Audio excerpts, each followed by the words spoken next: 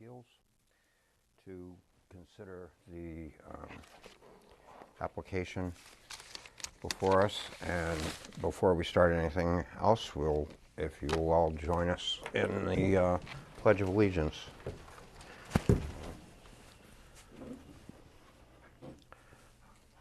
I pledge allegiance to the flag of the United States of America and to the republic for which it stands, one nation, under God, indivisible, with liberty and justice for all.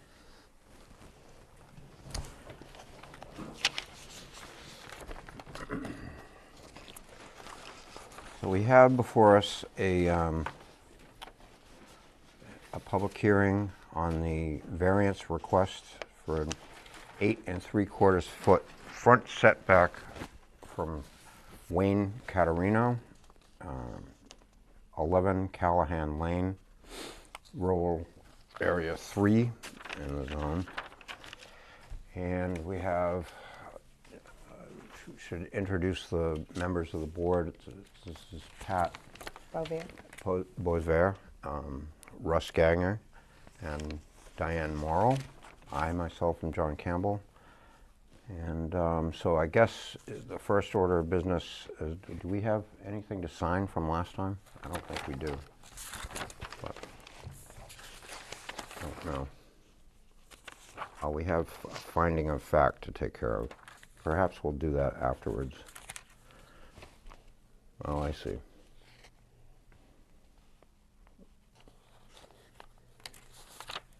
Okay. I guess first would ask the code enforcement officer to present the situation. Good evening. The applicant is building on Diamond Hill, off of Diamond Hill Road, called Callahan Lane. He's in the process of building a residential home with a 2-car garage attached. And during that construction method, he was looking to give a little more of peace and quiet to the neighbors. So he moved the house closer to the road, which created the front setback violation. Mr. Caterino was here this evening requesting forgiveness for that setback. And it's pretty much the only violation that exists there on the property as far as land use goes. It was observed during a inspection that was end of September, beginning of October, that the setback would be an issue.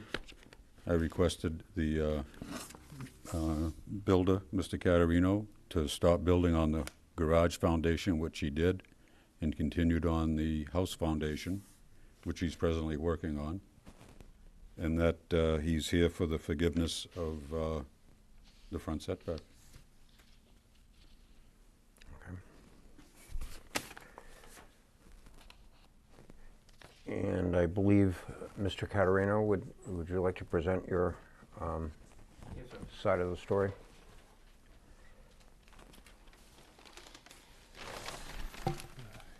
Good evening. Okay. First, I'd like to thank the members of the board for taking the time to hear this appeal. My name is Wayne Caterino. I'm the owner of Constitution Homes. I live and work out of town here, over in Long Hall Drive.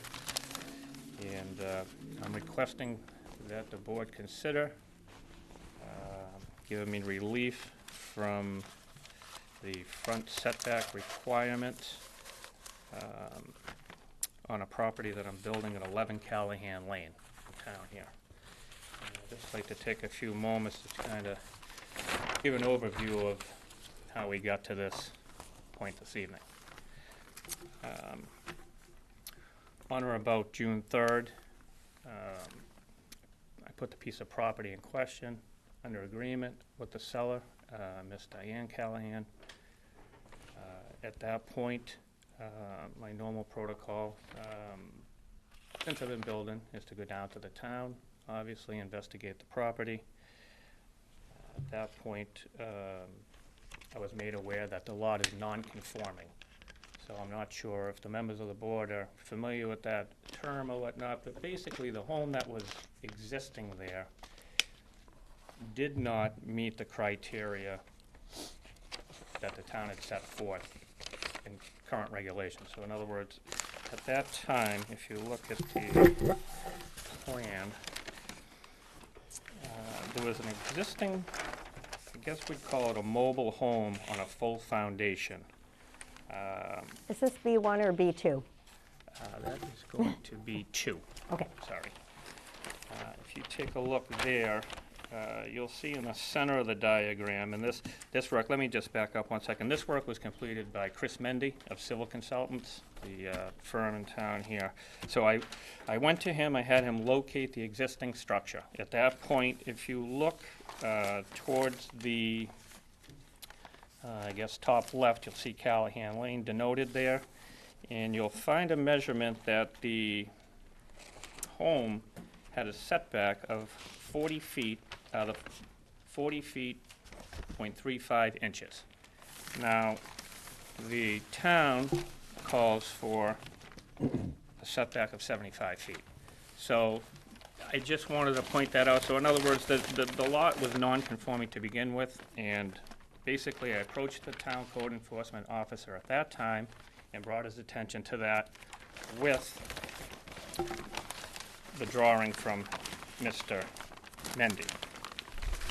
So I wanted to assure that we could move forward with the building of a new single-family home, which is a 2636 with a 2x10 bump out and a 22x22 attached garage, and make sure that that would be able to be built on this property before I purchased it. So at that point, I sat down with the code enforcement officer. We noticed that on the back side of the property, now that would be opposite Callahan Lane, you'll find the setback of the existing home and existing foundation was only 10 feet, 0.33 inches. At his suggestion, we basically, in the interest of, for lack of a better term, centering and making the house, the new home, less intrusive to any neighbor, that we move it forward slightly towards Callahan Lane, but he insisted we maintain a 25-foot minimum setback from the Callahan Lane side boundary, because that would leave adequate room to park a vehicle there. So with that information from that initial meeting, where I did not own the property at that time, but had the preliminary meeting with the town, I went back to Mr. Mendy, and what we did was, we showed the proposed building envelope. Mr. Chairman, can I add just a comment, please? Wayne has had some difficulty going through 3 inspectors, so when he talks about the building inspector, there was an inspector. I apologize, yeah, it wasn't Mr. Vincent at the time, and I don't want to name any names, you know, the names are not important, but it Right, was yeah. not Mr. Vincent, you know, I don't want to. There was confusion with the 3 inspectors that was going on, and so here he is. Okay, yeah, well, that's a valid point. We don't want to put anybody under the bus. But neither here nor there, the current code enforcement officer at the time is the one I had the conversation with. I went back to, let me try to keep this as short as possible. I went back to Civil Consultants, discussed what I had talked about with the town, showed them the markings from the original meeting with the code enforcement people, had them had Chris redraw the plan, showing the proposed building envelope, because we needed to make sure we had room for a new septic system that was going to be required for the property, and so on and so forth. At that point, I brought that back to the town. The code enforcement said that he was comfortable issuing the permit, made the application, the permit was issued, and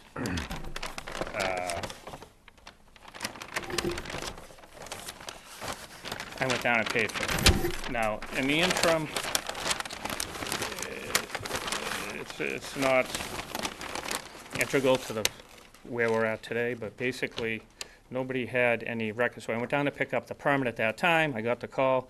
I went down to see the women behind the desk there, or what have you, the town women there. Nobody had any knowledge of it. You know, I got a call week before saying it was ready. So it took me 2 or 3 weeks to actually find out where the permit was. Finally, they were able to locate it. I went down, I paid for it, the $3,618.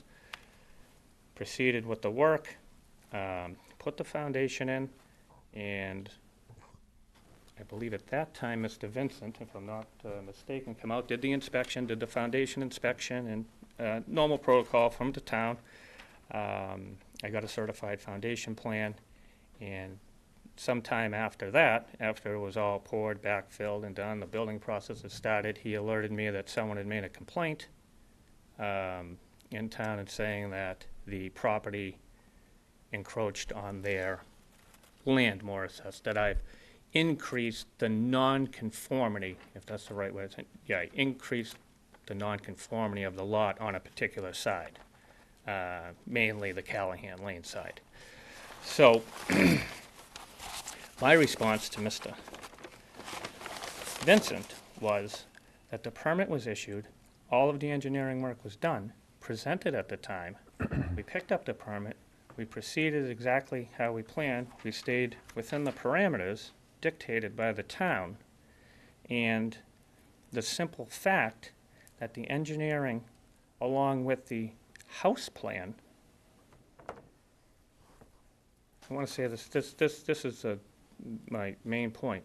Any action taken with the plan that the town approved of a home that's 26 by 36 with a 22 by 22 garage makes the lot more non-conforming, irregardless of where it's put on the lot.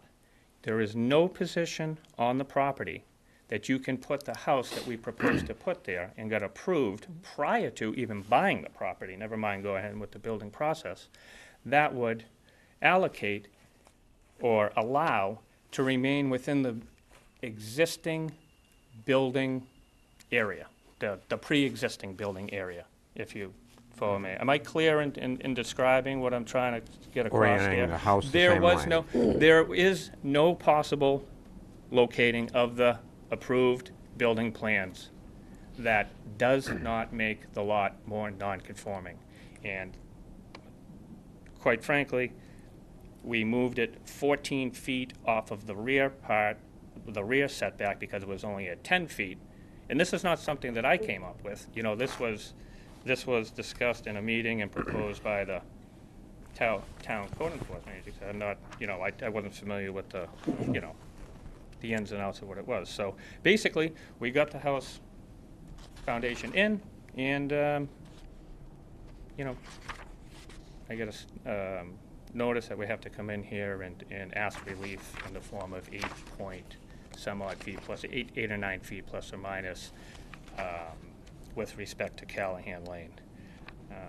And the final thing I wanted to add before I ask you if you have any additional questions is the driveway has remained virtually unchanged.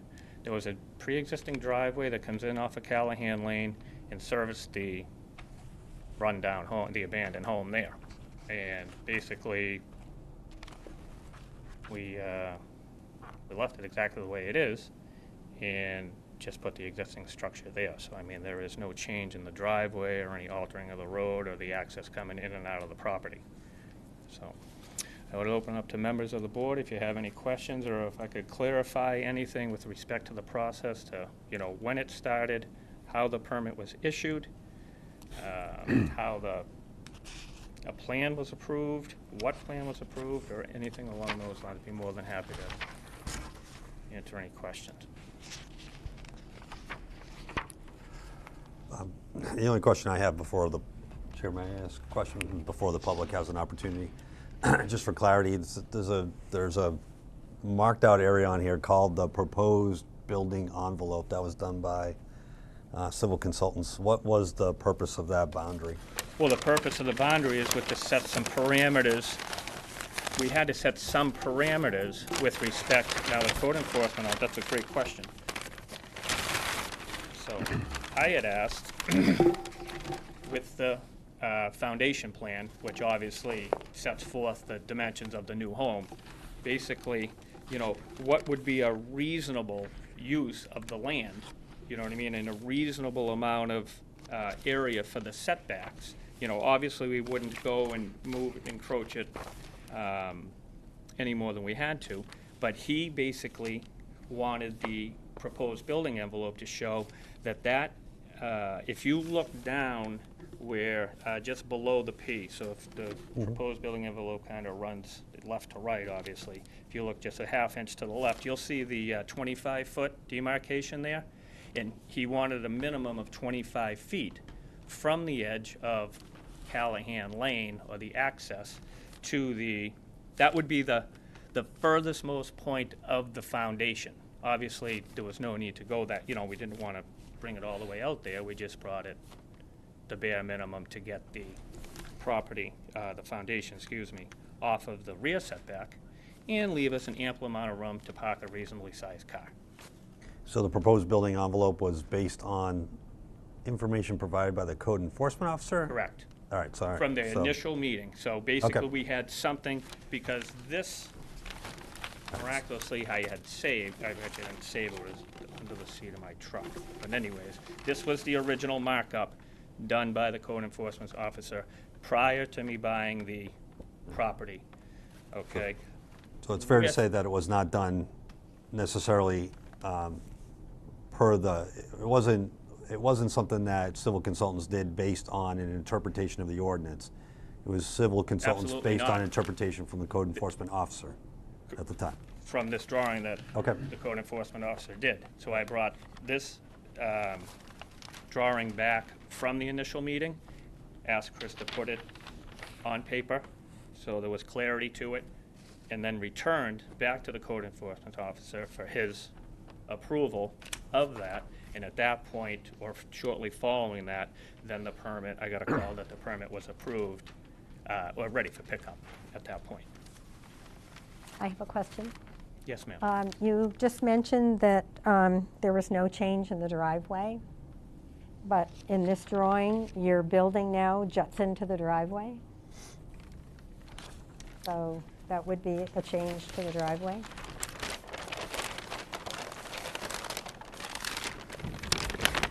You're looking at the. I'm looking at B2. You have your dotted line for your gravel road, and you have the corner of the garage jutting into the gravel road, probably at least a third, if not almost a half of the way.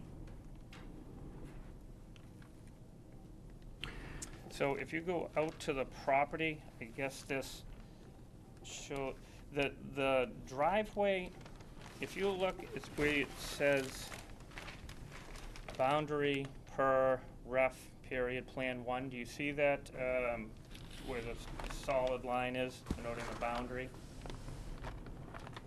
So Yeah. we're looking at the, Up at the edge of yeah. Callahan Lane. Okay. So basically, there is, that is the right-of-way there. That is gravelled all the way in, all the way up from Diamond Hill Road. So basically, the driveway the driveway is continuous, meaning it's gravelled and as part of, or was part of, that road, just an extension. The driveway is an extension of that road and widens out and went in and behind, up to the side and behind the existing property. So we did not make any change in the access into the property. Basically, you come off of the right-of-way onto the property that is owned, part of Callahan Lane, or part of this particular lot. You come off of that right-of-way, and there is no change in the driveway. Well, there is, Am I being, the driveway is the same shape, but now you have the building extending into the driveway. correct, by 8 feet, yeah, by 8.75 feet. Okay. Yeah, I don't believe that includes the garage, however. Not that is on the that, not on that page, but. Yeah, where That is, does include- where is the garage? that does include the garage. does So if you- include the yep, garage? So if you go to, Okay. so you can. I think this So is, I think is the this garage is on the same garage. footing as this corner? This is the garage. So if you look at number 1, the plan, Yeah. number 1 on the top right. You'll see the two solid lines? That actually shows the concrete wall. See the two solid lines outlining the tech? The front corner, that's 13.8 feet.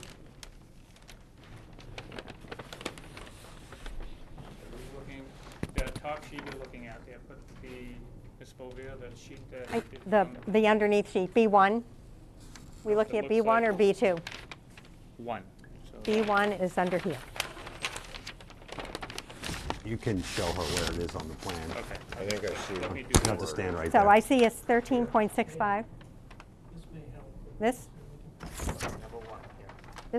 This is B1. Okay, oh, I was referring to number one on the top right. Oh. I apologize, Miss. My bad. So this denotes right here, these solid lines. Yeah. That is the foundation. Yeah, I see that. But Okay. this is the road. This is where This you, extends into the driveway, it does extend into the driveway. and it did not before. It did not, here's the original here. See, this is the original, Yeah, yeah, and then basically it shows the original, see where the yeah, original. yeah, yeah. Okay. Yeah, I understand the Okay. picture. This was my Right, this is- question. This is all gravel, all in here.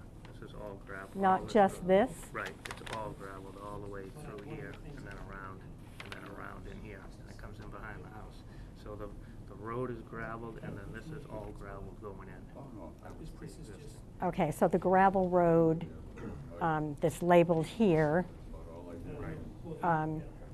really has no significance, are you saying, because the whole thing is gravel? Not down here, basically where you come off of Callahan Lane, or the right-of-way, I should say, when you come Okay. off of the right-of-way. This that is this- owned. Yep, okay, right here. yeah. Basically, this is all gravelled in through, maybe starting back here, and then up and all the way around the back of the house. Okay. Why they had it that way, I don't know. But the Whether or new not they were- structure does, come in further on the road, on this gravel It does. road, Yep, than it did originally. right, because this was originally 40 point something, and now it's 31.6. Right. Yeah.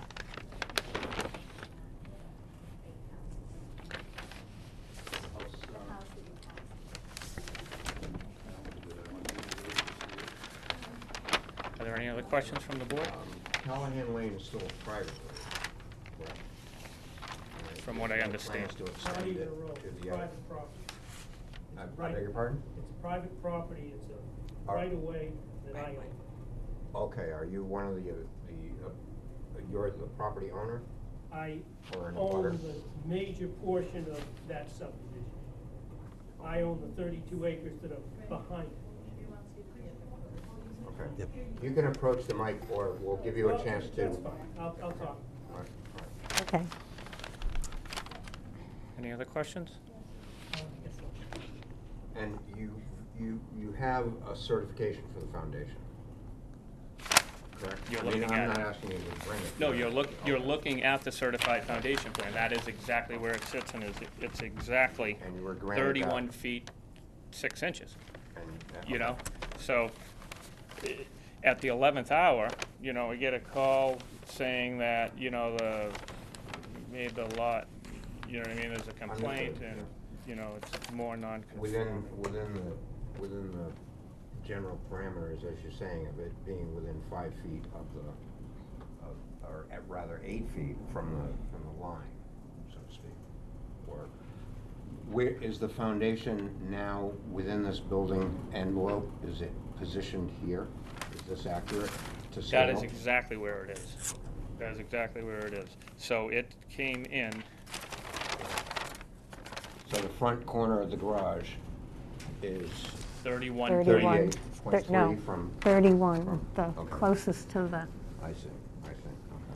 Yeah, where that was originally, that number was originally 40, 40.35. 0.35, and he wants to go to 31.6. and then the rear, okay, which benefited from the initial move from the code enforcement, reasoning of the initial code enforcement officer was, it was initially 10 feet from either this gentleman or another gentleman's property. I believe he owns the back here as well.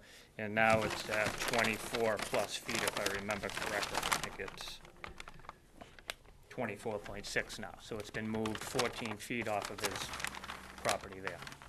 14 I- feet further away from his property. I also had a question that, that said that they did not know the house had a garage on it. So I couldn't figure out where the garage was either. But I assume the garage is the little square on the end that is butting into the driveway. Yes, ma'am.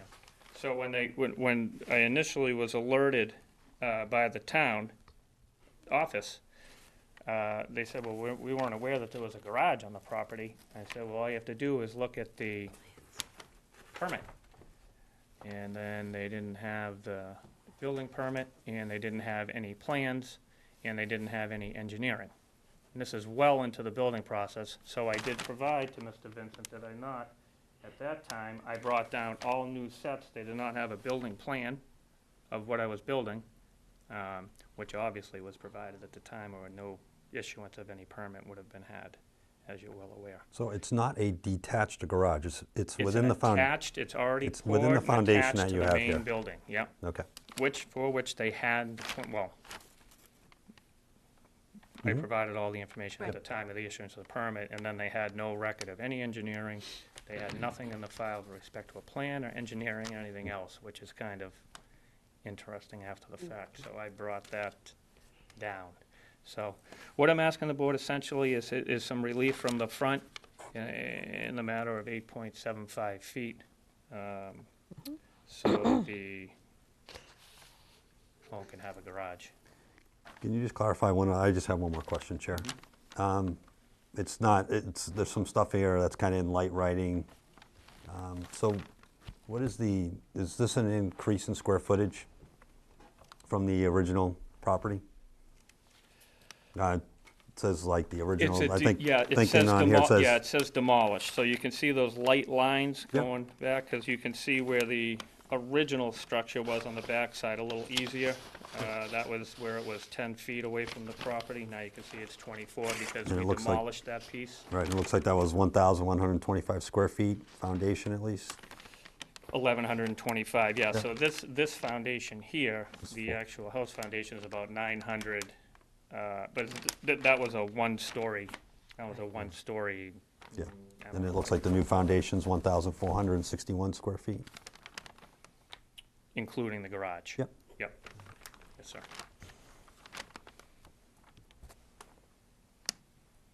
So that's more than a 20%, or more than a 25% increase in the overall living area. So, I mean, foundation area, I suppose, footprint, you might say, from the original.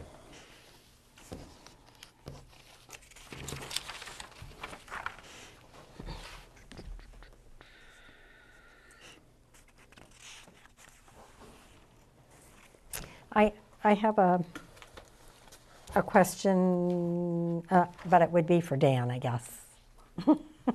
Well, have we got any Did- of yeah, the I'll- abutters here, or any? Okay. Would you like to make a few remarks, or introduce yourself at the podium? Paul,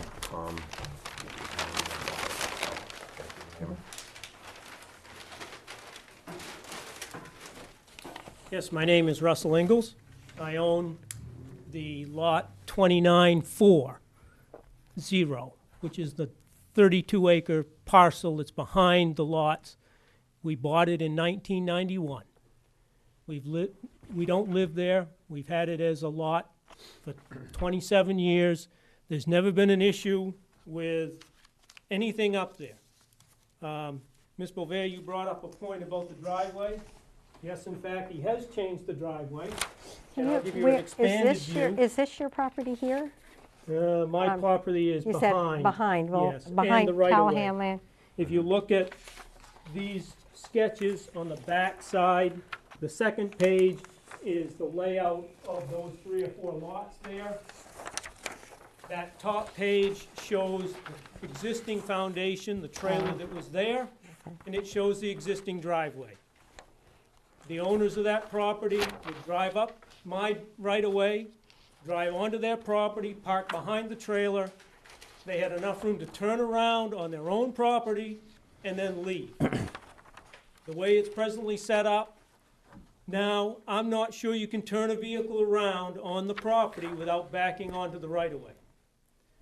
This is part of a subdivision. This could be turned into a town road. That 50-foot right-of-way will be town road. I believe in subdivision plans, you're not allowed to back out onto a town road. I think you have to have your own turnaround spot. I believe the way he set it up now, there won't be available space to turn around on that property. They'll have to use my private property. When I bought the property originally, it was just that there was a right to access the property. They didn't have a right to use my property, turn around. Not that that's a big deal, but if you're gonna make it a town road someday, it is a big deal. That's one of the points I wanted to make.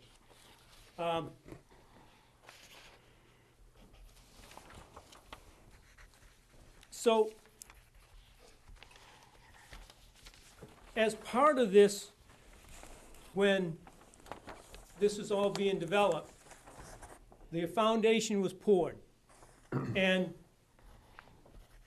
he did expand the foundation. I really wasn't too concerned with that. And then sometime in October, November timeframe, he poured the footing, which is after the main foundation was poured. When he did that, he started using the right-of-way as his loading off area for all the materials that he was coming in, and he's torn up my right-of-way that's gonna have to be fixed. I went to the town and I went to the police department. They said it's a civil matter, that I have to go to him to get my private property fixed now, because he's made such a mess out of property that he had no really right to be using. So this is where my concern comes. We're gonna put this garage in. He's now crossed over the access that you pointed out, so he can't park in the back. Now he has to park in the front, on the side of this property, right beside my right-of-way. And I feel like I've been imposed upon when he didn't have a right to do any of that. I look at the ordinance. The ordinance says that you're not allowed to encroach upon abutters. If it's a non-conforming lot and it's a grandfathered, you have to stay within the foundation limits that are there. Whether it was too close to one line or not close enough to another, that was the grandfathered foundation. He had no right to expand that. I don't care if he talked to the code officer, and I'm not trying to put the code officer in a bad spot. The ordinance says that you can't change the setbacks. If that's what you bought, that's what you got. It's a non-conforming lot. You don't have the right to change that without coming to you. And he's already done it. When you look at this presentation, I looked at the Board of Appeals rules. It says that the owner cannot affect the setbacks. You have to, the owner cannot create his own hardship. He's created his own hardship. That foundation was there. It was perfectly fine. I was willing to, I understood, not willing, I understood that there was gonna be a new house going on that foundation.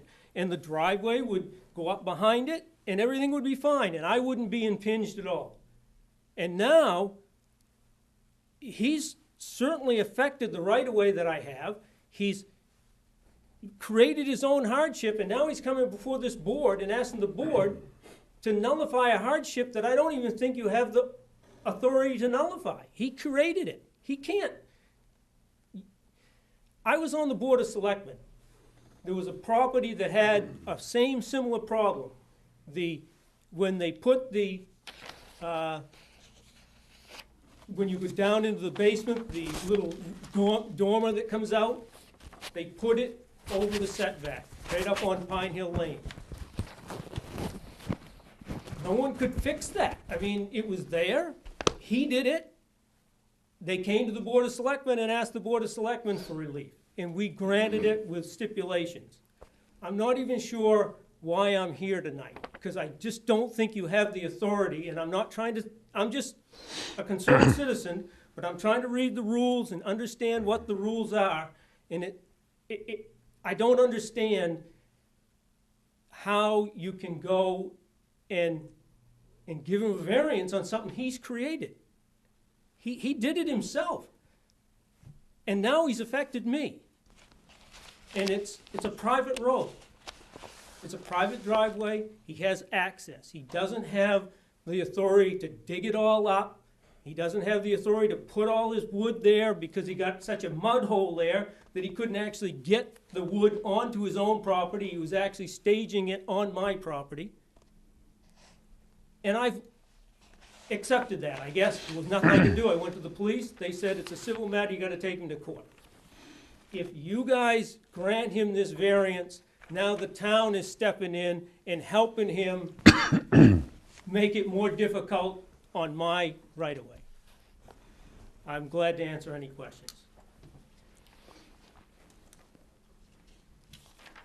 I also have a copy of the permit, and there was nothing, he's correct there, because I went down when he bought this property and asked for a permit. There is nothing on this permit that shows any location of the house, any location of anything, because that's what I was interested in, to know how. So whether he talked with the code officer, does he have something signed by the code officer? I mean, Yeah, building permit. There was, I have the building permit, there's nothing on it. that's part of a characteristic of the fact that there was a couple of different code I enforcement understand that, officers. but at the same time, we still have an ordinance of this town that governs the rules and regulations of how things Don't work. go away. Okay, I'm a little fuzzy about what you own and what you know, and that kind of thing, and what is, do you own it, or do you own the property? I Do own you the right-of-way. own a right-of-way? So, this is this is the Callahan right-of-way. Lane. That's Callahan Lane. It's a private property road. These two lots get their frontage on that dirt right-of-way. So do you must have been like the original subdivision person? No. Or- No, okay. We bought it All right, but, after it was illegally subdivided. What happened is Mr. Callahan, the owner, came in and started chunking up these lots in all kinds of funny ways. And the town finally caught up with him and said, you can't do this. So when they rectified this and tried to make it as best as they could, they put the two long skinny lots on the right-of-way as their frontage, so they get their 300 feet off the dirt right-of-way. This third lot out here is a non-conforming, again, another cigarette lot that he cut out that they couldn't fix in any way, so that had to stay. So those three lots were cut out of the big piece. There was actually a fourth lot, if you look in the settlement agreement, that he was trying to put in back of those, that the town said, no, you gotta stop. You can't, we're gonna nullify that fourth lot. That's going away. That was another son that he was planning to give it to. So that's how we've got these long, skinny lots, is because Mr. Callahan was doing it on his own in '91, way back before. Now, just a point of information, and it almost has nothing to do with the exact case. There's another lot down here for sale, is there not? There's, Off of Diamond Hill. well, it's down around the It's further corner. away. It's not on mine. This, my lot, this is actually the access that I have. That's your right-of-way? That's, what the town said is, unless I put that right-of-way up to town standards and put a tarred road in there, there's only two lots on a dirt right-of-way. Yeah. So I can't use that to build a house back there. So I have to take my access through that opening on Diamond Hill. So if I was to build it to town standards, then I could go to the plan, still have to go back to subdivision, get subdivision to agree to expand the lots, but then they would probably agree, as long as I vet the requirements of making a town road, Right. I could expand back there. But right now, I have no authority to build back there. I still own the property and I can still access my property up there, but can't build a house back there.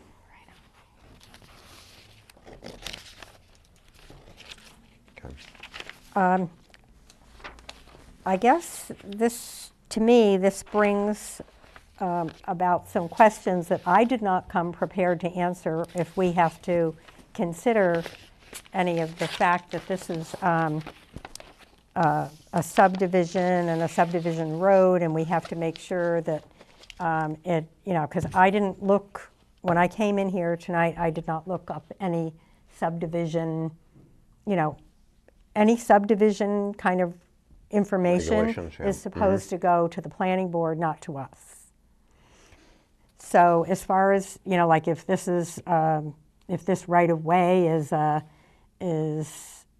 you know, I guess I guess that's why I'm kind of confused. You said it was the road of the subdivision. Does that mean that it has to be able to, it has to be up to town standards? Well- And I mean, if so, it's not up to town standards. Dan, I don't know if you can clarify what I'm trying to say or talk about. I don't, what I'm asking is, are we trying to, the fact that this is a subdivision? It's not a subdivision.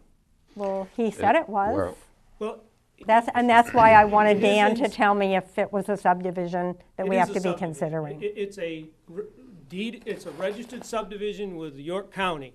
There's a non-conforming lots within the subdivision. Yeah, But I it's understand definitely a that. subdivision. I have the plan here that shows when I bought it, this is the paperwork that I got, and this is filed with the town and with the York County, and this is the subdivision. So I own the majority piece of the subdivision. This is 2940. This is 29-4, I believe, 1, 2, and 3. So those are yep. 3 lots within the subdivision. This was a right-of-way so that if it ever gets subdivided, if I choose to try to subdivide this, this is the 50-foot right-of-way that would need to be, the town would need a deeded right-of-way to get back to those lots if I'm choosing to subdivide it. Right now, it's private. Okay. And is that the proper width for a town That's a road that Yes. gets maintained? That's a 50-foot right-of-way that Yeah, was part of the subdivision when I bought it. okay. And then I was, you know, my mic is off. I'm also concerned about when you said he was coming down here, your right-of-way, and doing things so that he was crowding into your right-of-way and putting stuff into your right-of-way. I didn't What understand happened what is, was going on. when they put the extension of the garage on, that infringed, the front setback on this lot is along this right-of-way. It's a 75-foot front setback. That's what the ordinance of the town says for R3. You have to have a 75-foot front setback. You have to have a 50-foot back setback. That's 125 feet. His lot's only 122 feet wide. So it's non-conforming in so many different ways. But, so when he put the garage on, the extension off the house that was within the foundation imprint that was existing, he's The house is pushed. not within the foundation imprint. Well, you really don't want to say that, Wayne, because then you're in more violation. So you can only, well, just don't- one at a time for the moment, at least. so when he put the garage on, it pushed it closer to the right-of-way, which impinged on the 75-foot front setback that he's supposed to maintain. He had a grandfathered, like he said, of 40. He could go up to 40 because that's where the existing foundation was. The town allows you with a grandfathered foundation, you can build on the foundation that's there. But the minute he put the footings in and came closer to the right-of-way, he's violated the ordinance that says you can't, on a non-conforming lot, you can't increase the setbacks. I mean, you can't decrease the setbacks. You can't violate, you can't get more non-conforming like he did. And that's what he's done. You can look at that. I'd like it back up. No problem.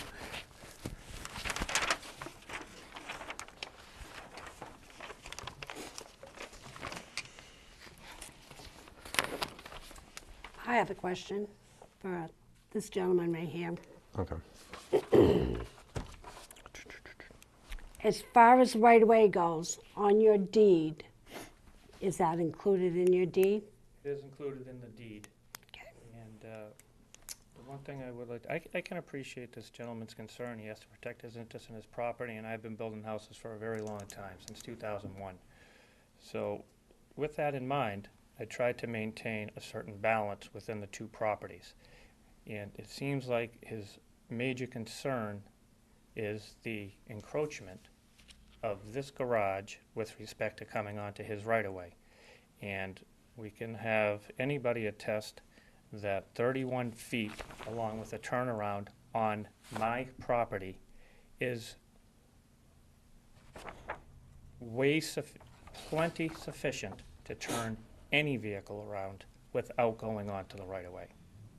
Any vehicle, any everyday oversized SUV or whatnot, 31 plus feet to turn a vehicle into a turnaround. I have a quarter of an acre of land that doesn't even come near this gentleman's property to put a turnaround as you would see on any other house in town, or, you know, very common scenario. So I can appreciate his concern that during the construction process there may have been some materials on his right-of-way, and I apologize for that, but that has no bearing on what we're asking for here. I didn't create my own hardship. I just simply acted on the town's issuance of the permit, and that's basically how I ended up back here. So 31 and a half feet, give or take, is plenty of room to back a vehicle out of a garage onto my own property without even coming onto the right-of-way in question. All right, I have a little, I guess I was thinking that where are the garage doors? Which direction are they Which facing? direction are they facing? The garage doors are on the end, On the what? on the gable end, meaning the Closest to Closest to Callahan Lane? Callahan closest to Lane. Callahan Lane. So do you feel that you're saying you would have a 16-foot driveway or a 16-foot gravel driveway, and you wouldn't need to encroach on the right-of-way? You wouldn't need to back out into Callahan Lane in order to turn around Not or even park the close. car? Okay. 31 and a half feet. Okay. You know, it's just, you know, And I guess I was thinking that the garage doors were going to be opening out onto this opening here, and that they were just going to be, you know, pulling in here like this, and then they could be backing out here into this large cul-de-sac-y looking thing. well, I mean, there is a significant amount of property that I own that is available for a turnaround for the property. Significant amount. I mean, 2 or 3 or 4 times the amount of area that you would use on a general layout for a driveway in any scenario. With respect to the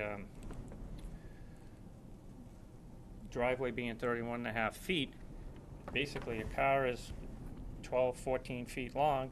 We can simply turn out of the garage and back onto the property that runs parallel with the right-of-way, but while remaining on the property that I own.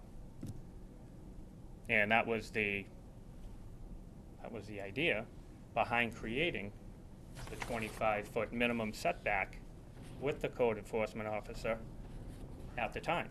Because when you get to 25 feet as a minimum that we thought was necessary, or he thought was necessary, to maintain a viable option to have a car backing out now, only leaving 25 feet, then it becomes, you know, questionable whether you can get that out and around and back into a right-of-way in your own property. But at 31 feet, there's more than enough room, and I think Dan can attest to that. I mean, we're not encroaching on What the did you say, gentleman's Dan? property. I agreed with his comment that 31 feet was appropriate.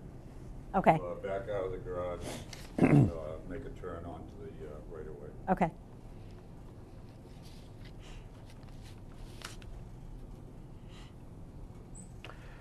I think the eight, I Did think the anyone in the- 8.75 excuse me. I'm sorry. Did anyone go, or with you or your firm, did anyone ask at the town clerk's office or with Dan Vincent?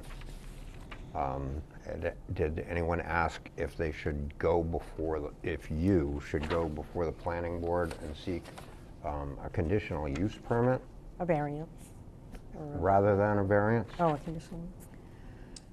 Okay. No, no. But now, can you kind of reenact the situation where you went to the town clerk's office and you were looking for, if I understand correctly, you were people were searching for the building permit? Or That's they weren't correct. aware of all of the details and they hadn't had the architectural plans?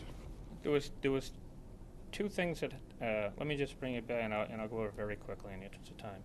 I applied for the permit after the meetings and the drawings and such, all of the information that anybody in town would have to produce to apply for a permit in an engineering and house plan, what have you. Septic plan, et cetera? Septic, yep, septic area. Went down to the town, finally made the application. About, and I'm just doing this, about a week and a half, 2 weeks later, I got a call, two calls, actually, in consecutive days, following up and letting me know that the permit was ready for pickup and the cost was $3,618. So the Thursday, the following day after the second call, I went down, asked to pay for the permit, had the check with me. They looked around, couldn't find it. I said, I'll come back, in an hour or two, they can check around.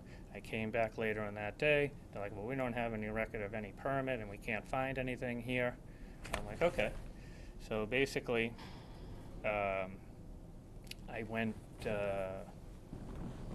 back 2 or 3 weeks later. One question, how long ago was that before this whole thing started? That was in What? July last year. Yeah, that's That's what I'm what- saying. yeah.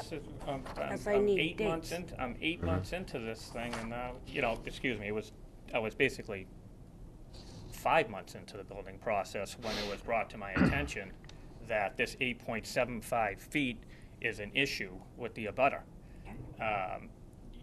So had it been brought to my attention originally, obviously, we could have just kept it 10 feet. We could have kept it pinned right up against his property on the other side. So I certainly didn't bring anything on myself, but at some point you have to make a decision what's best for, all people in mind. And like I said, I'm not the decision maker here. All I did was approach the town and just secure my investment, in a sense, to make sure that what I was going forward to do was within the town parameters. So when was it when you finally got your permit? I got the permit on July 3rd. I was called on July 13th, saying that the permit was ready. I probably didn't get the permit until 3 or 4 weeks after that, Okay. when they located it or whatever, wherever it appeared from. And at that point, to my second point, when Mr. Vincent came out and did the inspection, all was good, the appropriate things were taken. We did a certified plot plan, showed where the exact location of the new structure was. And then we have a scenario where nobody has they don't have any plans, they don't have any engineering, they don't have any permit, they don't have any size of the building or whatnot. And I'm like, well, it's a little late in the game, so to say, to start wondering where the plans and, whether I provided, the necessary and documents at the time, which is, obviously, they wouldn't have issued the permit without all of the appropriate documentation. So I don't think it's beyond the realm of this board to consider that 8.75 feet in a non-conforming lot brings any hindrance onto a right-of-way, which this gentleman owned. I have no intention or no need to encroach onto his property to have a normal, everyday use of the garage. Okay. All right. The house is nearly complete or 50% complete, roughed I would in say- and everything? Yeah, yep, Okay. that would be an, I would say. More than 50%? More than 50%, yeah. I have a question for Dan.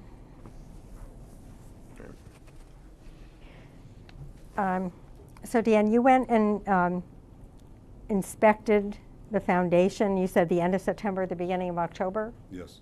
Okay, and I guess, and so everything looked, did you not have these plans then? Or, I mean, what, so when you went out and looked at that, then, was that okay with you, what was going on? But, At the time I went there, I was to do a foundation inspection on the main house itself. At that time, the foundation walls for the garage were not placed, and I okayed the perimeter drain and the foundation to backfill for the house. okay, so you didn't, so you weren't aware that the garage was going to be attached to it? I was not aware of that. Okay, and then when did you find that out? We received a complaint in my office that there was an encroachment from the newly placed garage foundation walls, frost walls, to the right-of-way. Okay, That and, was a complaint I responded to. At that time, I discussed it with the builder. We agreed that he would continue on the house. No work was to proceed on the garage, and that's how it is at this time. okay, so the house itself is being built? Or, Yes. you know, is on its way. The garage has nothing at this point except the foundation, or just the pins in the ground, or No, No, it's the completely concrete's there, built, Yeah. Yeah, I mean, the the foundation is concrete, completed. yes. the foundation is completed? Okay, Yeah, Dan could not have known about any issue with the house and garage. Right, but- Because they didn't have any plans uh-huh, or any engineering. yeah. Although I So have to say, though, that your plans do not show the garage. It looked, when I thought this was a whole house itself, and I was looking everywhere I could for a 22 by 24 garage. It was going to be somewhere else, okay? So I just, it wasn't really clear, your plans were not clear that the garage was, it's almost as big as the house. That was, I thought the whole house, that was the whole house, and was looking for the garage. So, no, it's just something that I was having trouble grasping myself with the plans. So, I don't think that was very clear.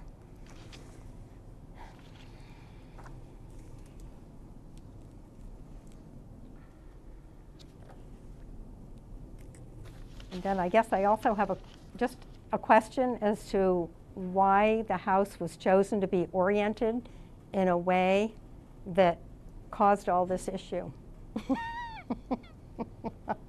Quite frankly, my number one point to this whole thing, there is no orientation of that approved building permit and plan that makes the lot not less conforming. And we positioned it using a common sense approach with the code enforcement office suggestion to move it 14 additional feet, which no one wants to talk about, off of the back property line, because it was only 10 feet off of his property line then. You cannot turn the house in any other direction to make it work, Even 90 degrees. not 90 degrees. Then it makes it more non-conformable going down the road towards Diamond Hill Road.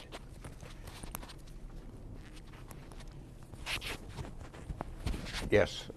Can we recognize Mr. Okay, thank you. Sorry, going off We on a had plenty of tangent. room to go down. That's a 775-foot length of that. So to try to, That's incorrect. Well,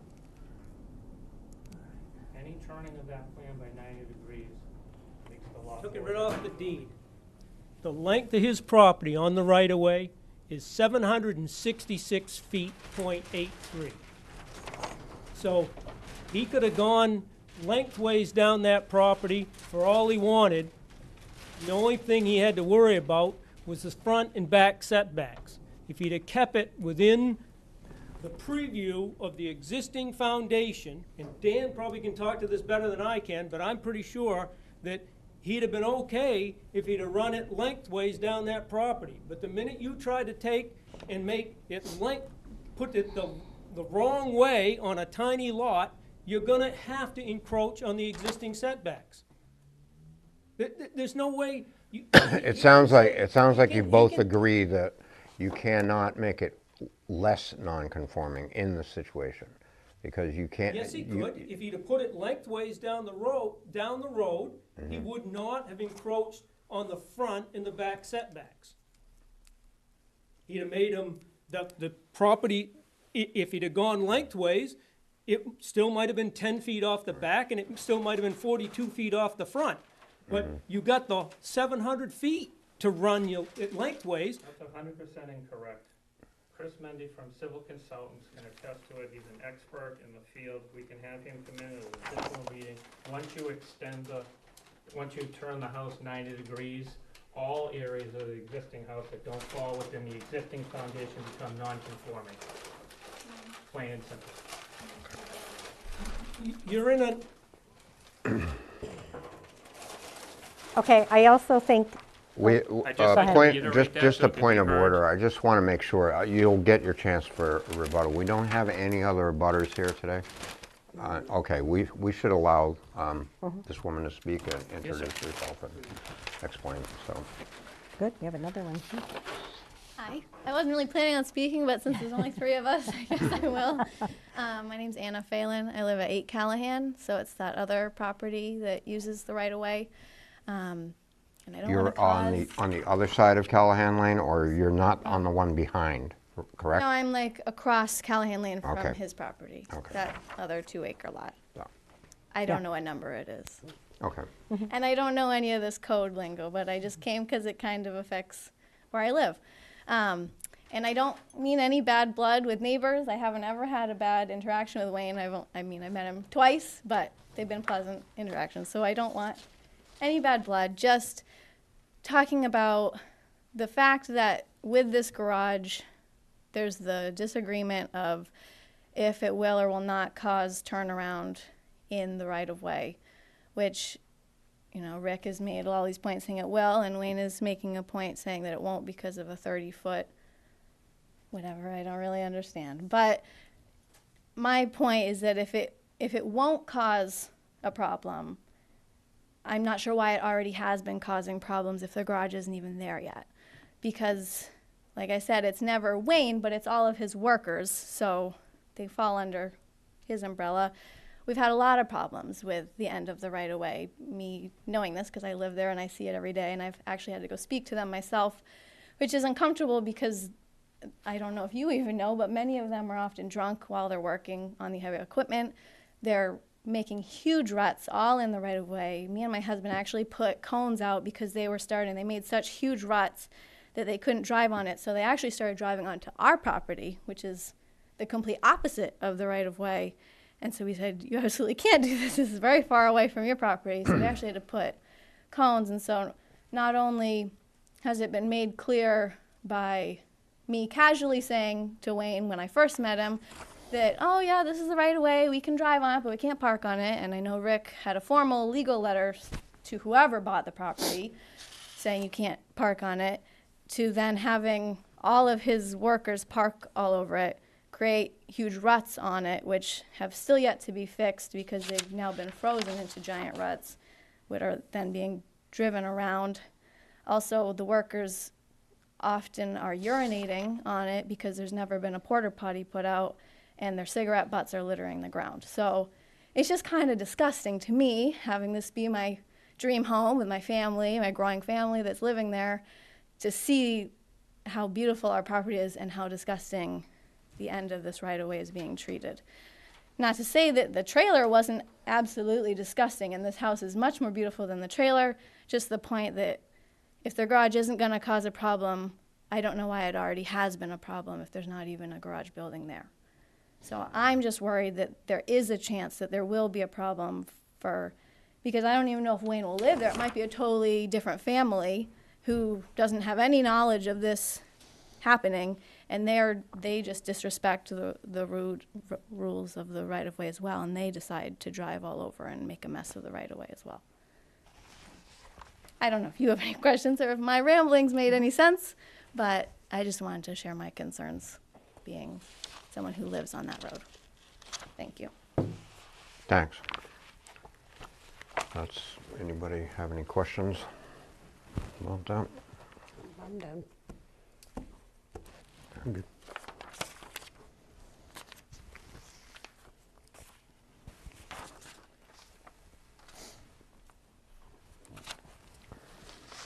Jared, do you want to, oh, sorry. Just one more comment if I could. Rick Ingalls again. This is straight out of the land use ordinance. It says, enlargements controlled. A non-conforming structure shall not be added to or enlarged unless such additional and enlargement conforms to all the regulations of the district in which it is located. He enlarged it, he made the setbacks less. That would be in violation of this ordinance. You can't, in a non-conforming lot, you cannot make it less conforming, and that's what he's done. Yes, sir, can you read the next 5 words? In which is located or a variance obtained except the dwelling in the resident districts which are situated entirely in the front setback may be enlarged provided such enlargements do not encroach on the existing front setback. The front setback, that is the front setback. That along that right-of-way is the front setback of that property because they get their 300-foot frontage off my right-of-way. So that is the front setback. But all I'm pointing to is that we're here to go through the administrative process Okay. of the variance. Okay. Or, approving or denying that.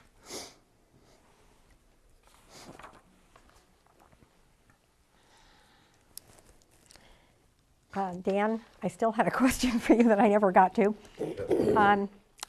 Also on page 31 of our manual, it talked about with a replacement, let me find it. I just didn't know what this meant. It's under replacement, and it says, in order to replace or reconstruct a non-conforming structure, a permit must be obtained by the code enforcement officer prior to any demolition or building removal, which was done. Correct. And the structure must be replaced no less than 180 days from the receipt of the permit. I cannot work my way through that wording. So what does it mean when it's no less than 180 days? I can't figure out if it means a minimum or a maximum or what. When a help me out. permit is issued, such as a building permit, the permit will last for 180 days. After that, depending on where the project is, it can get an extension of another 180 days. And that's provided by the State of Maine Building Code. Okay, so it needs to be started or completed, or Whatever the structure time must be replaced within 180 days? Correct, and there's no time limit as to when the project should start, but there is an end date, which would be that 180 days from the issuance date of the permit. Okay, so the permit was issued in September, and so 6 months after September would be January. Is that right? 6. So I didn't know if March? March? You said September? It was in July. You said July, right. So July, That yeah. was the date, was the issuance of the October, permit. Certainly December, beyond 180 January. days from July. You said September, that's why I was, or Oh, somebody sorry. said September. Sorry, well, whatever. So I didn't understand. So the structure needs to have been replaced by January 5th. And if there's ongoing work, it's allowed to continue. Okay, so and I couldn't figure out, sorry. fine. I can understand the reading of that because, all right, so, not less than 180 days. So this is further than the 6 months, but because he's been working on it, then it automatically gets extended. Correct. Okay, yep, all right, If there was no activity, it would expire. okay.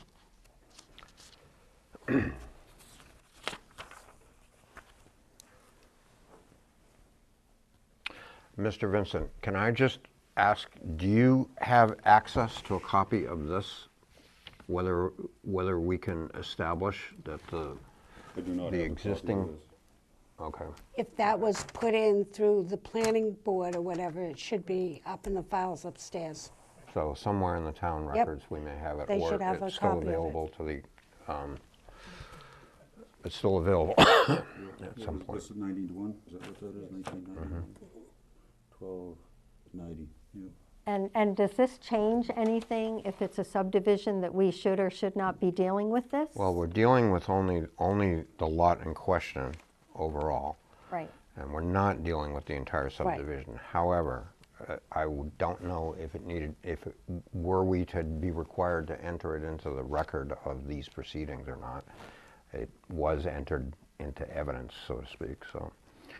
But I guess in the worst case scenario, it's still on file in York County, so we have access to it somehow. Mr. Ingalls, did you have other summation statements that you wanted to make about? I think Okay. pretty much understand.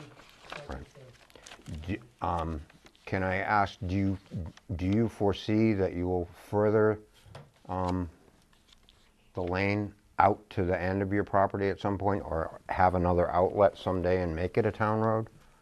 Whether or not you have to widen it or whatever, not immaterial, I but. understand your question, but to be quite honest, it's an option that I have, and I will continue to maintain that option. I mean, certainly if someone came up and offered me $1 million for it and wanted to subdivide it, I'd certainly sell it and Yeah.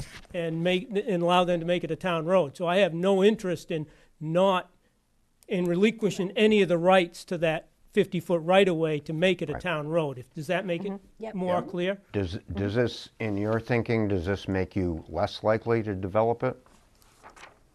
Just the presence of this? This has no Situation. bearing on me developing this. Okay. I mean, I think it's just more that I'm concerned at how it all played out. I think you heard the code officer say that the foundation was in, and I was very comfortable with where the house was. I mean, I didn't have a right to have an opinion, but I was very comfortable where the house was. And then I drive by, I work at Noble High School.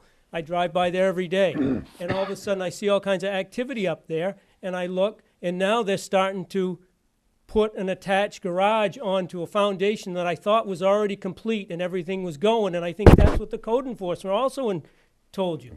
So it seems like, I'm not even going to say what it seems like. You guys have to make your own judgment of how that all played out.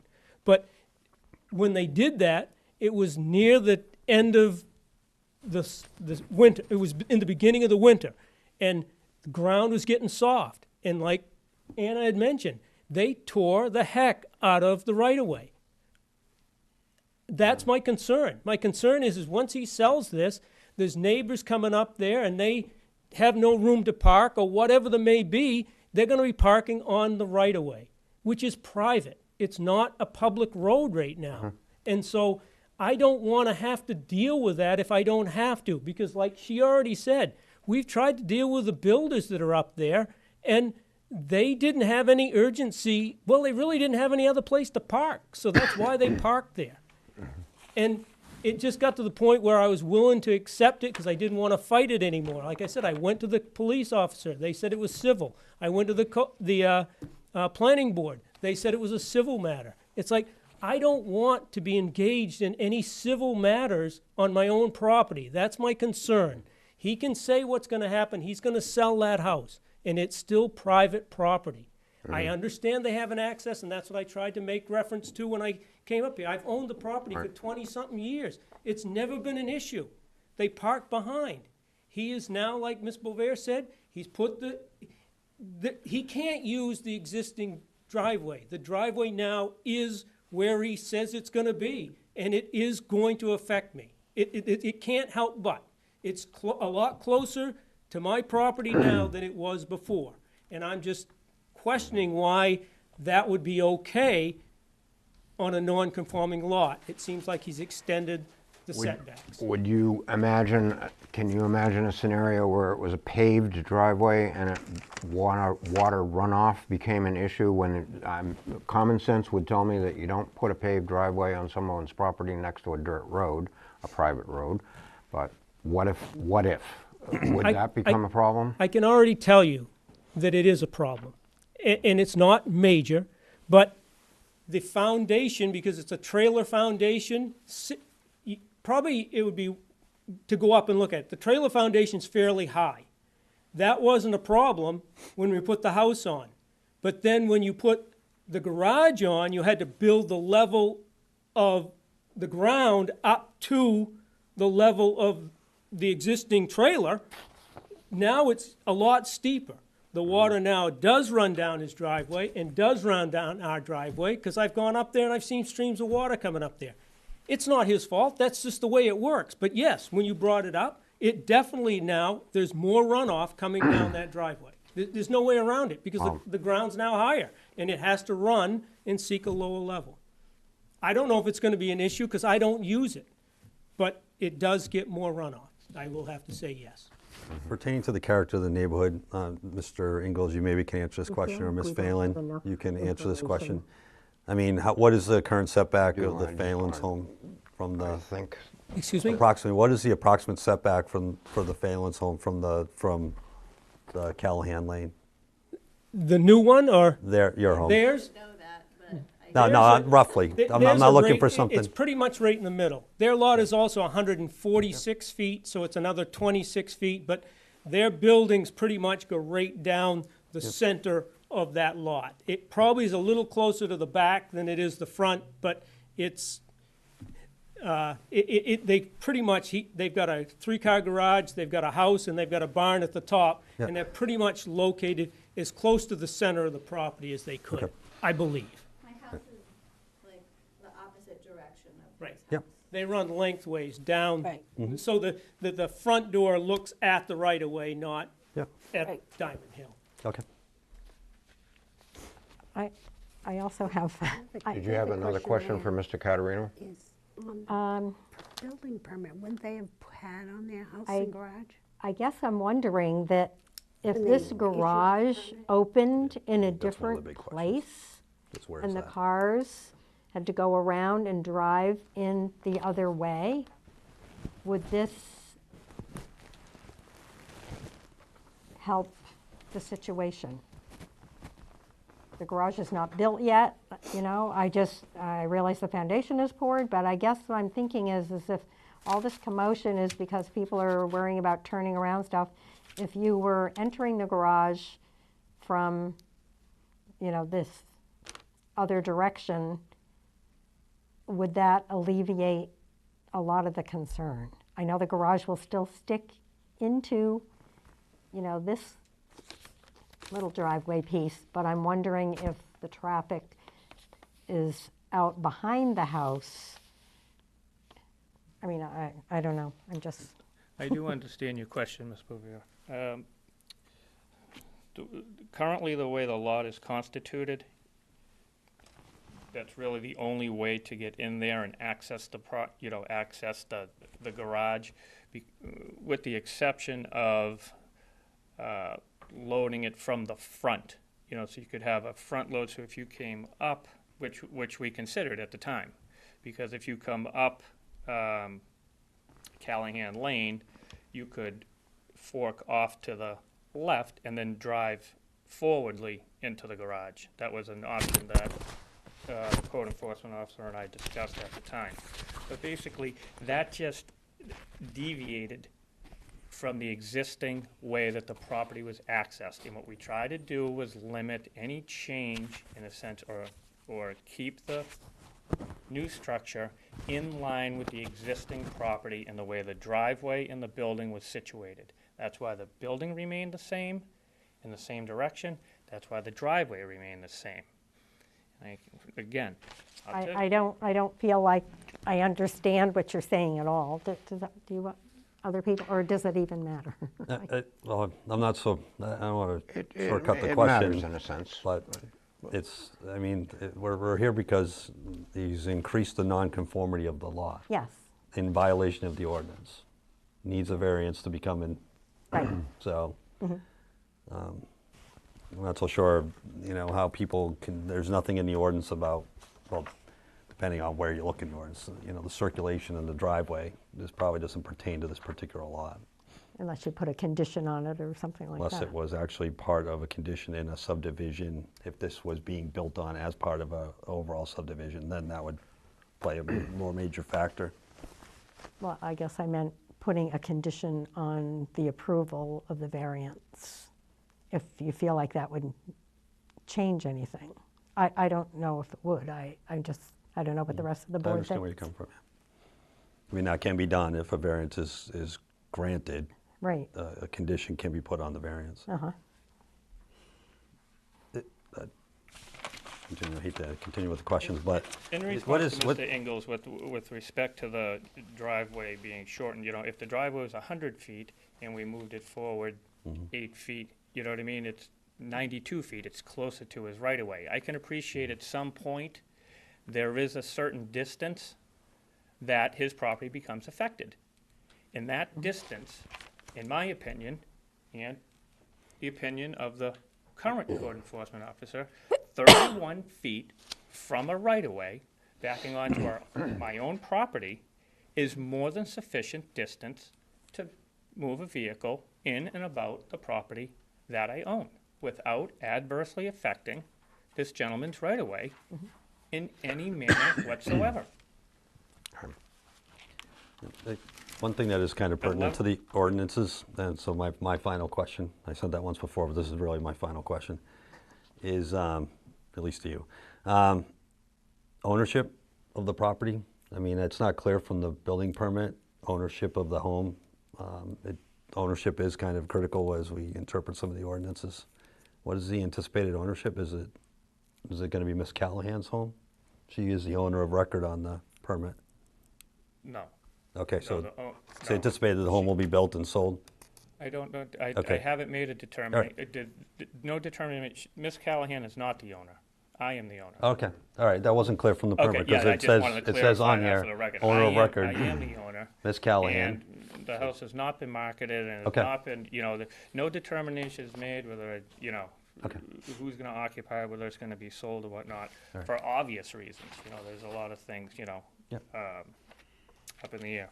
Okay. And the last point I want to respond to with respect to the construction, which precipitated me coming in for the variance, is that the level of the land with respect to the garage is lower than the existing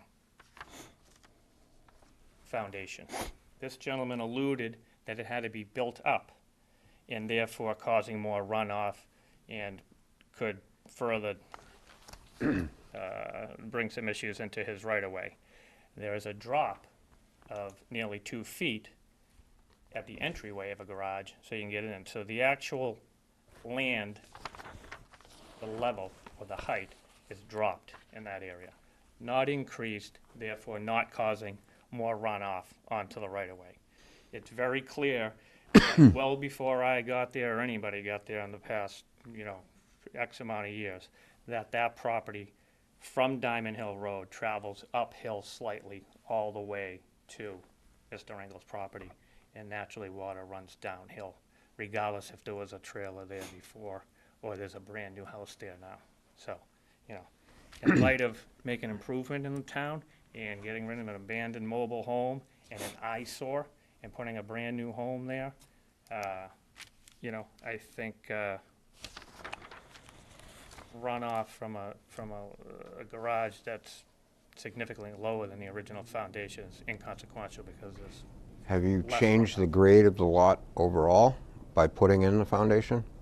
No, Have you changed the grade of the lot from the edge of the original house foundation or your wall, note the your original, foundation wall, towards the lane? I have not, because you can see, it's very evident by the, and Mr. Vince could attest to that, that you can see the demarcation of the old grade, or the original grade, I should say, when I purchased the property, because you have the tarring of the original foundation. And it the already water had line. a telephone pole, whatever, power lines, so forth and so on. You haven't moved those? I did move the telephone pole, yeah, onto a bind, Mm-hmm. onto the in a different spot in the property. I mean, we did move the telephone pole, but And that, nothing else, to your knowledge, is encroaching on the margin between yourself and the right of way, no, the sir. lane? Okay, and I guess, I'm trying to understand what you're saying. It's just language I'm not as familiar with. Yeah, I'd be more than happy to Um, clarify. So I thought Dan said something about, or you said something about that, that around the foundation of the house, there had been some kind of grading or something that, You can see the original grade. this is earlier in the evening when we were talking about it, that, when you build a house, you have to make some kind of stormwater type of stuff away from, is that? Yeah, I the don't know. drain. Yep, there's a A drain drain, that has to be okay. installed. Has yeah. that also been done been around done. the foundation of the garage? Of the garage, no, typically you don't have a drain around the garage, only because the garage is completely filled in, so there's no area for water to penetrate in through the garage. It's a slab? No, it's not a slab, Oh, but okay. the garage cavity, in a sense, you dig down below the frost wall and then just fill all that in. It's not a hollowed out area, so basically the drain only comes around the main portion of the house. There is no foundation drain required for the For a garage. garage?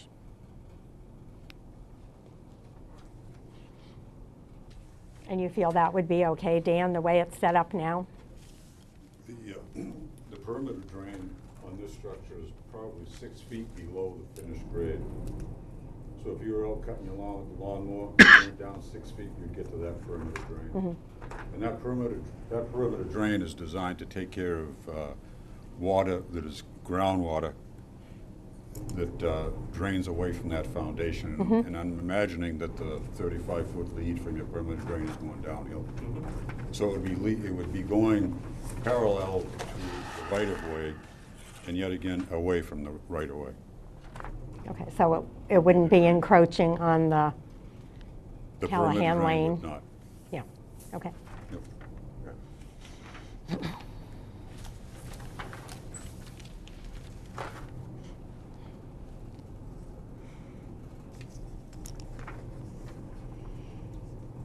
Any other comments or? No, thank you. Justin?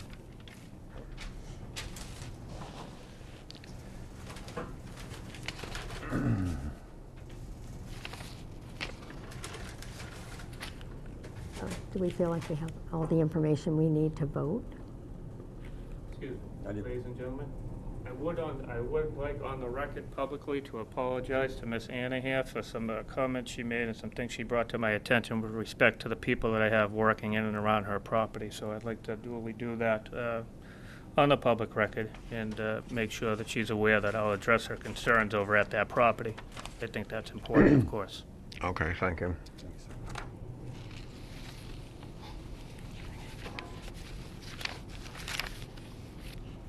Yes, mister.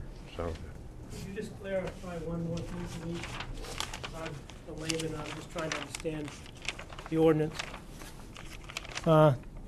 Under the Board of Appeals, setback variance for a single-family dwelling. A hardship is not the result of the action taken by the applicant or prior owner. Can you clarify what that means?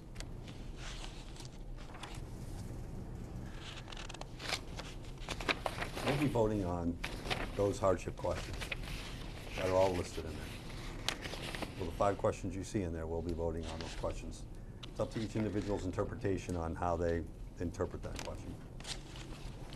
Thank you.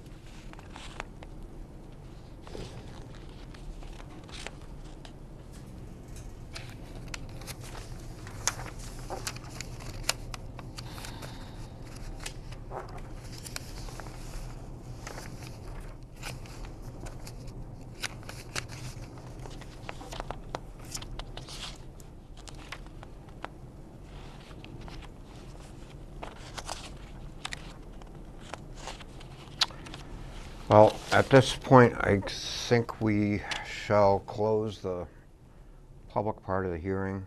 There won't be any more comment or testimony right now unless anybody has anything. If you choose to, you can submit it in writing. If you think of something else that, or some other, I suppose you could submit something else within the next 7 days if you choose to.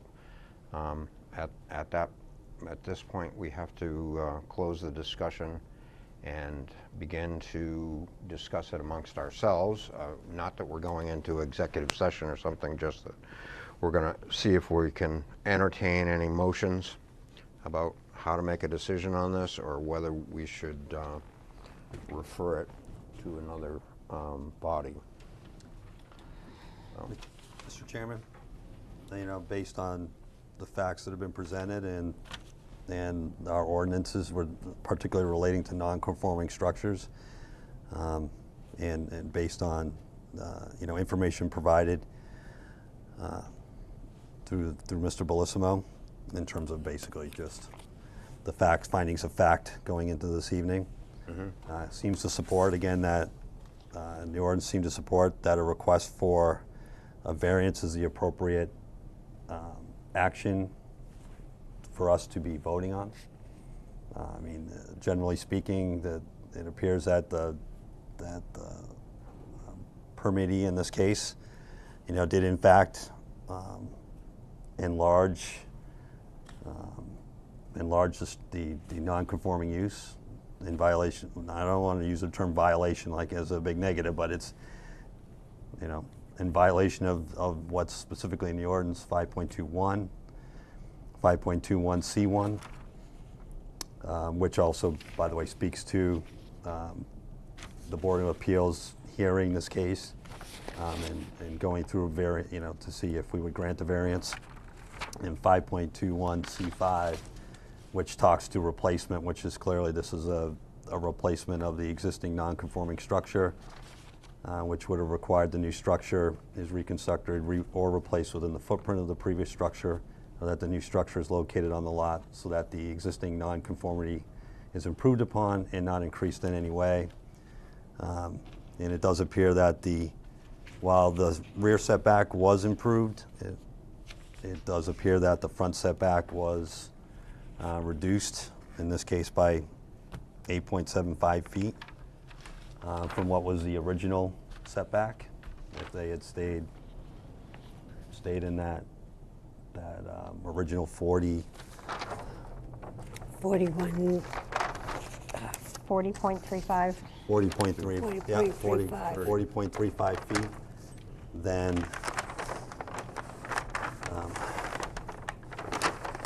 we would need a variance.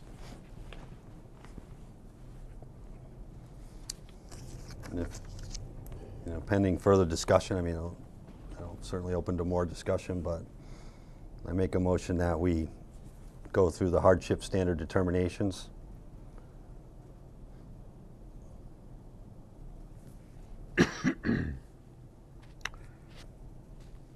Anyone?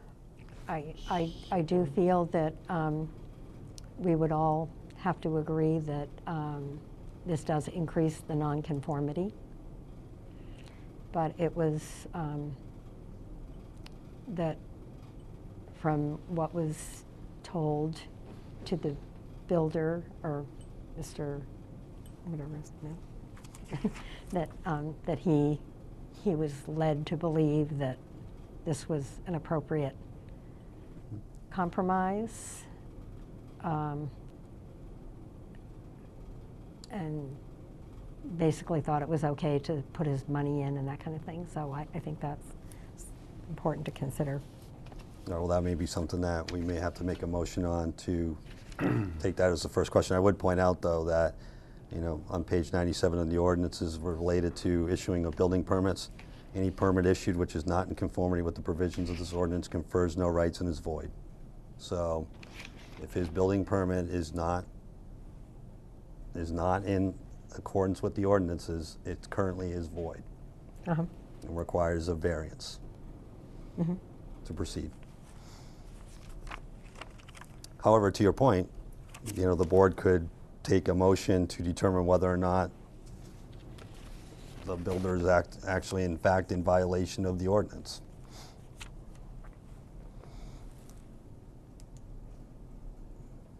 Okay, any seconds for Russ's motion that we go to the standard determinations, or any other motions?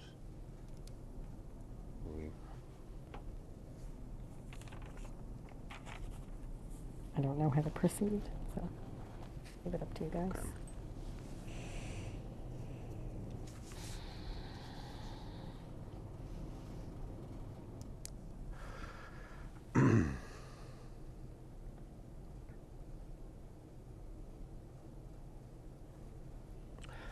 Okay, I want to second Russ's motion with a codicil and a condition that if any of the 4 conditions of standards of hardship are failed or not fulfilled, if any of the conditions of hardship are found to be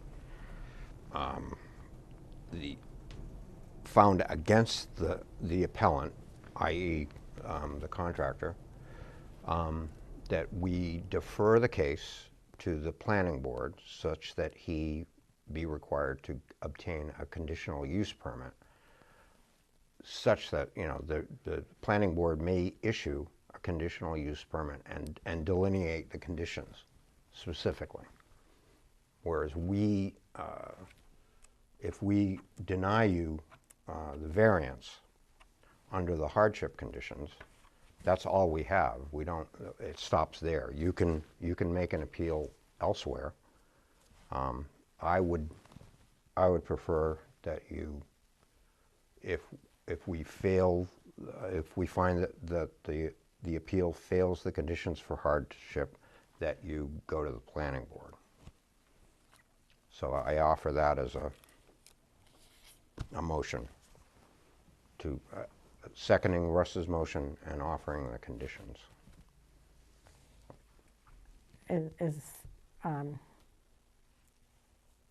Is the planning board a body that can act on this with a, you know, I don't know. I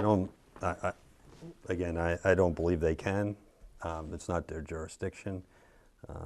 Again, the Board of Appeals can apply conditions to an approved variance, or at least historically has. So if a variance were to be approved, or if somebody wanted to, you know, again, you'd have to get to the approved level to apply any kind of conditions at that point. So you'd have to get through the rigor of the vote to apply. I mean, ultimately the applicants or the appellant in this case, their recourse is to the court. If they are rejected, their recourse is to the court. Or their recourse is to come into compliance with the ordinance. Those are their 2 opportunities. Come into compliance or go to court. Mm-hmm.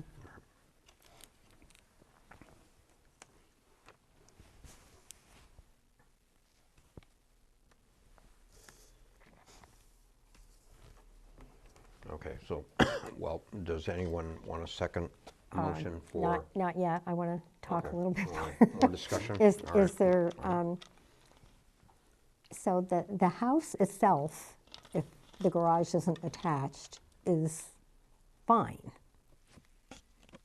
Based on the testimony provided, I would say Yes. the answer to that question is yes. So I realize that the foundation for the garage is there, but if we're not comfortable extending it beyond that point, you know, I just don't know about, is it, you know, as far as putting the garage somewhere else, or, you know, requiring the garage be elsewhere so that it does come in compliance with, I mean, moving the garage would make it come into compliance. Is that correct? The words that apply, again, I believe fall under replacement.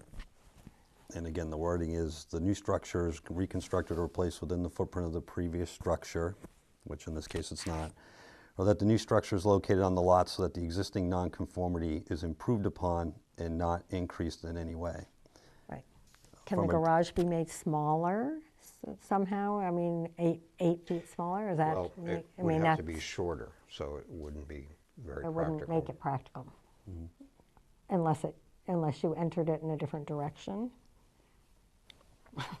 I don't know, I haven't thought about all of this.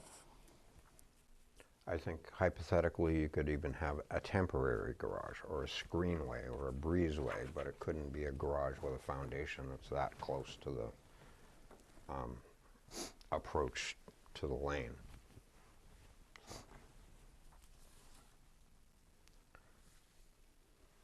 But if a garage were narrower, not shorter, that's what I'm Correct. saying. And like you say, if the entrance was So- perpendicular, then But I mean, if this was back to 40, so it would be 8, it would be 9 feet more in this direction.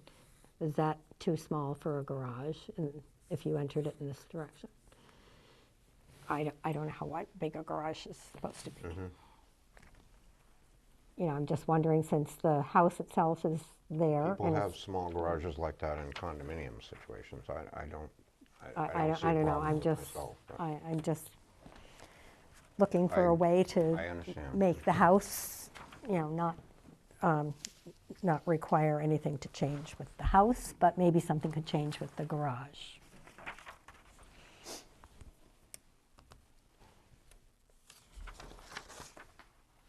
Well, again, that would, in my opinion, be up to the applicant to, if the variance was not granted, you know, he could, I'm sure, submit some other kind of, Make went some to the other code plan. enforcement officer for their review to determine whatever was being suggested was in conformance.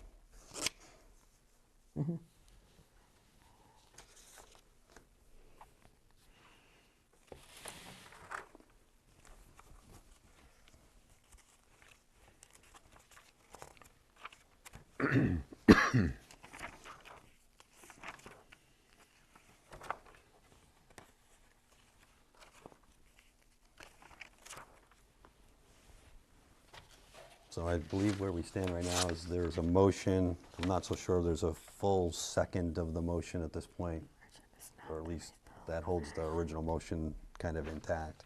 I would also state that with respect to my motion, I know we were given you know, the staff they report. they were provided, right, Yeah. there were 4 questions provided on the staff report. It's my recommendation that we actually go through the 5 questions. There's 5 questions in the ordinance, not 4 questions. So for whatever reason, the 5th question was left off of the staff report.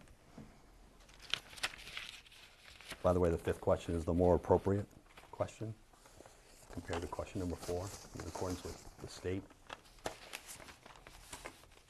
expectations. And what pages are It's those on listed page on? 108. Page 108. So I just recommend that there, again, if we move to the hardship determinations, that it include all 5 questions that are in the ordinance, not the first 4. That was probably assumed done in error. I don't have them. It's 10.4, paragraph F, on page 108. Or at least on my page 108. Which this is the 2017 version. Yes, I know, that's what I'm 106. trying to find it. Okay. Does the one? 106. Yep. Does yours have all 5 questions on it? Yep. Okay. I wasn't sure if that was a change in the last version or not. No, Okay. mine only has Yeah. 4. Mine only has 4 too, on 10.4. What version is your ordinance? 18. Maybe they, all right, so let's go back. Maybe they got rid of, Granting of a variance shall not. maybe the 2017 Mine's- version is not mine's- the latest. Yep, no, mine isn't either. Indeed, though, number 4 is truncated seriously, so. Yeah, well, I think we should go to our manual and do the questions that way. Well, I mean, we got to. Well, that's what you The got. 4 questions were in 2018. Right. That's what you got. Right, You may it's have the one that. the same we were wording, doing. sort of, but shorter. Sorry, thank you. hardship action. Mr. Chairman, I have the 2018 land use ordinance, if that's what you're looking for. Yeah, we Yeah, have. we're just going through ours. Oh, yeah. Thank you. So I'm down on paragraph F though. There's two different. So for variances, setback variance for single-family dwelling, which this is, I'm down in this section right here. Oh, okay. I think, not so sure why there's two different ones. The hardship test, well, you're right, it is. Setback variance, Another an section. ordinance adopted under the subsection may permit a variance from a setback only when strict application, blah, blah, blah. The term undue hardship is used in this subsection to mean. So, I mean, it does appear that there's supposed to be 5 questions for a single-family dwelling. And where is that?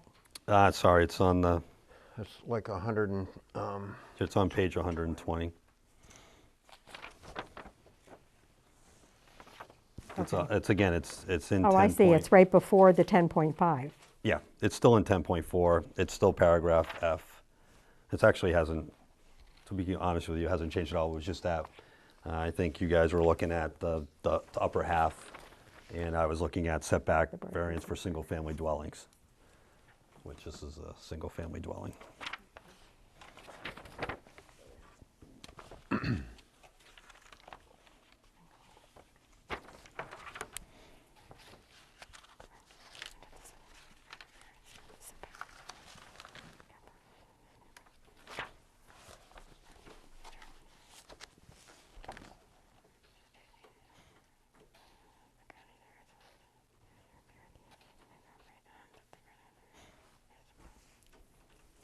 As a matter of fact, and what they drafted was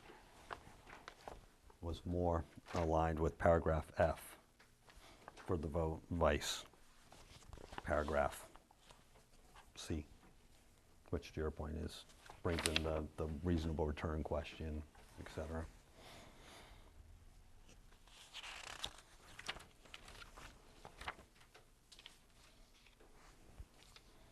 So again, I will amend my original motion to be, I make a motion to work through the hardship standard determinations as indicated in 10.4 variances, paragraph F, setback variance for single-family dwellings.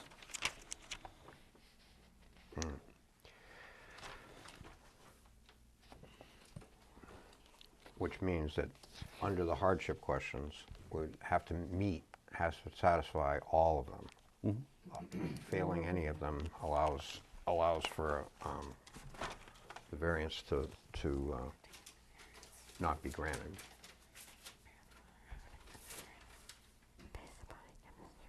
Need. But I would also, in the discussion, state that the setback variances for single-family dwellings as listed below is actually more lenient than the first 4 questions in paragraph C. Right, but you'd have to go by the new books. The new book. I looked at the new book. It's Yeah. exactly the same. Yeah, it's new and it just did, We're just looking at a different section of that. right, the 10.4 C is the 4 questions, and then the 10.4 F specifically for setback variance for single-family dwellings And they were looking, if you is 5 slide your questions. book over here, what they were looking at originally was Ouch. 10.4. They were looking at the 4 questions that are under C. Dan? Oh, these here. Yeah. Can I approach the And then. Yeah. this I is beg your the- pardon? Can you Yep. approach? Approach the pen. I'm not so sure if you've addressed this issue. On abutting properties? I see. An average of, Dan's showing us a section of 6.3 of dimensional requirements of the building code, of the Land use ordinance. land use ordinance, and it says note, and note 1 says the setback may be reduced to the average of like setbacks of the existing structures on abutting properties. Well, we don't know what any of those are. We do not. That almost, But I thought that applied mostly to downtown residential type of things. No, oh, It's just a note right. on dimensional requirements. that almost speaks to number 4, the granting of the variance will not substantially reduce or impair the use of the abutting property And also, and the character of the neighborhood, so Right. forth. It's also not what was requested by the applicant. So,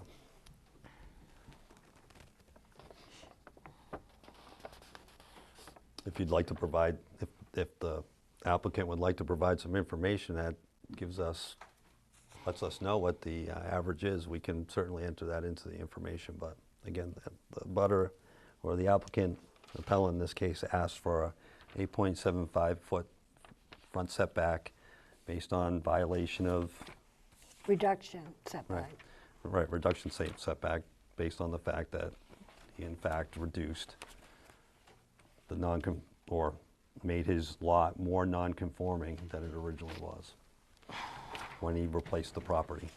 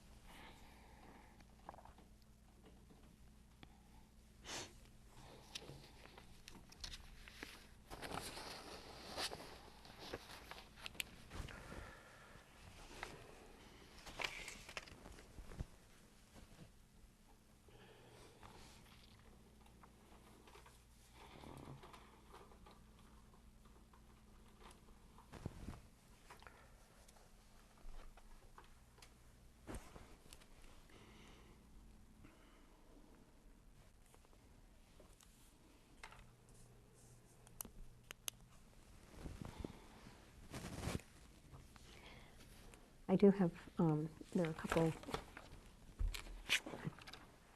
I feel like that a couple times we've been having to react to things that have already occurred due to our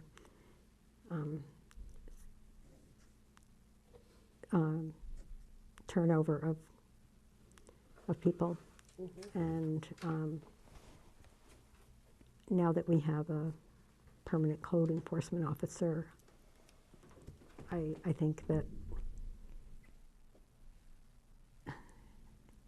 you know, I hope we have to do less reacting and have more, I don't know how to say that nicely, how to, you know, Yeah. but I feel like some of this wouldn't have occurred if we hadn't been in the situation we've been in.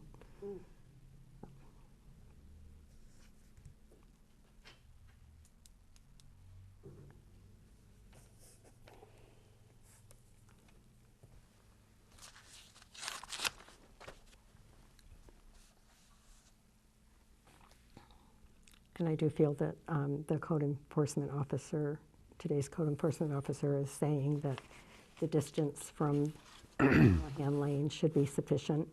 Maybe not when the building was going on, but now that the turning around, you know, of a regular person in a regular house should be appropriate. Yep. And that applies to question number 4, you know, when and if we get to that vote. Should I be not saying any of these things until the questions no, come you're up? good. No, you're perfect. No. No, this is discussion. You can absolutely have that conversation. No, Okay, thanks. I perfectly. don't know when it's, If there's a rule against it, I make a motion that we waive the rule. no, discussion is discussion. It's supposed to be Discussion open and honest discussion, absolutely. Anyway, but, okay.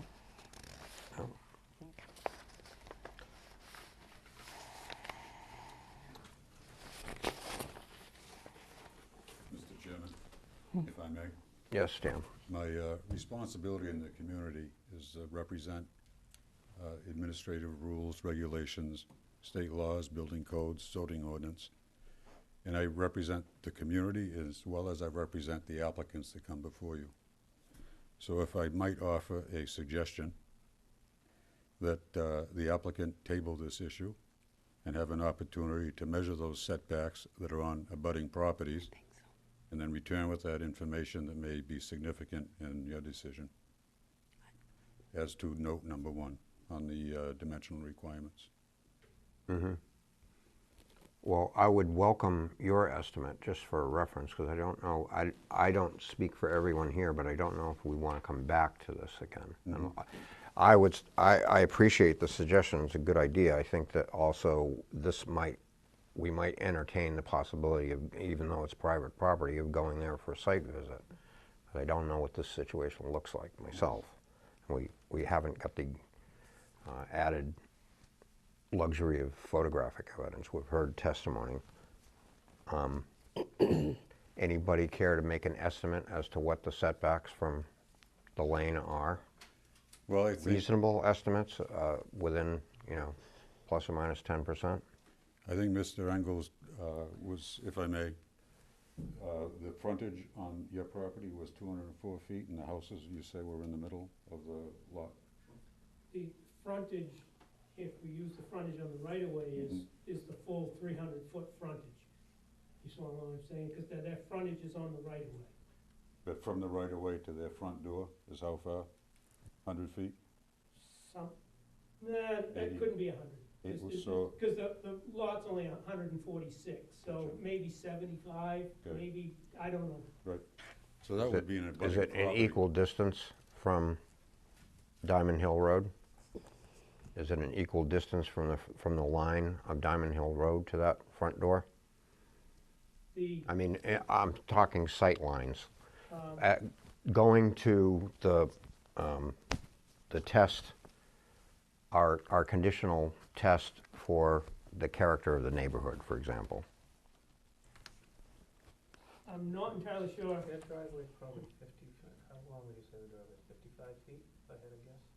From the edge of this gentleman's right away to their garage door, or the house, would be somewhere about, I'm gonna get, my best guesstimate would be 55 to 60 feet, I'm guessing.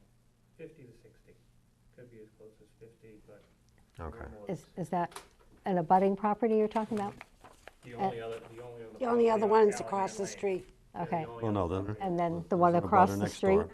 If we were, And if- her, that Right, one but is, if this the was only- blown up more, we'd actually see the dimensions on here to the front of the house. Yeah, but she's across the street from him. Right, so. There isn't there's an another. abutter. That was a butter right here. On this print right here, there's an abutter, and I can't quite make out the distance, but there is a distance on here. But that's, Can you magnify it with your phone? That's what I over, was gonna you try and do, talking is about like, over here? is I gonna take a picture of it? You talking about over here? Yeah. Which is Diamond Hill, that ain't Callahan.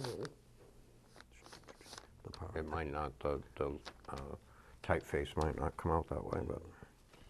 well, technically, all of the houses since the ordinance has been in should have been 75 feet. Well, the original foundation was grandfathered, so to speak.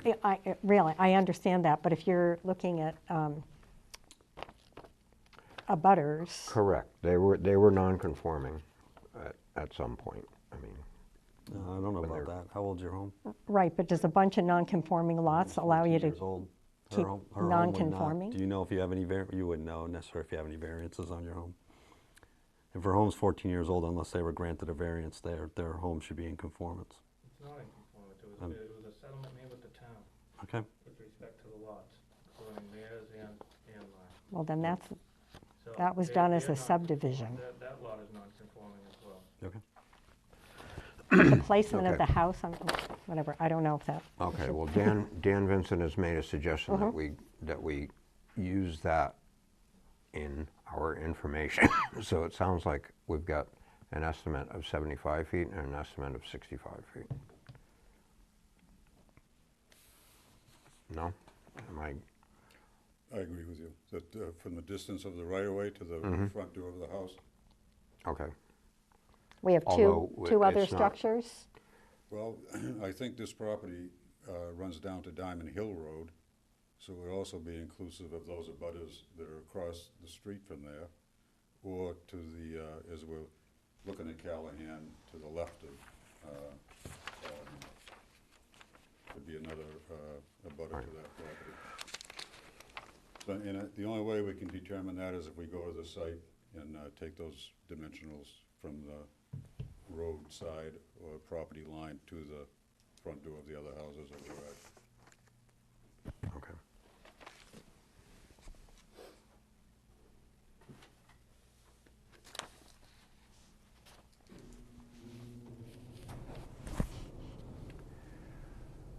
So were we to proceed through the hardship determinations,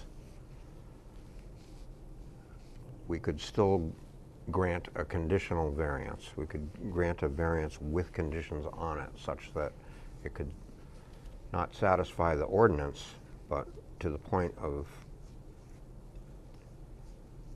having a peaceful coexistence with the neighbors, no matter who ends up owning the house. That could happen.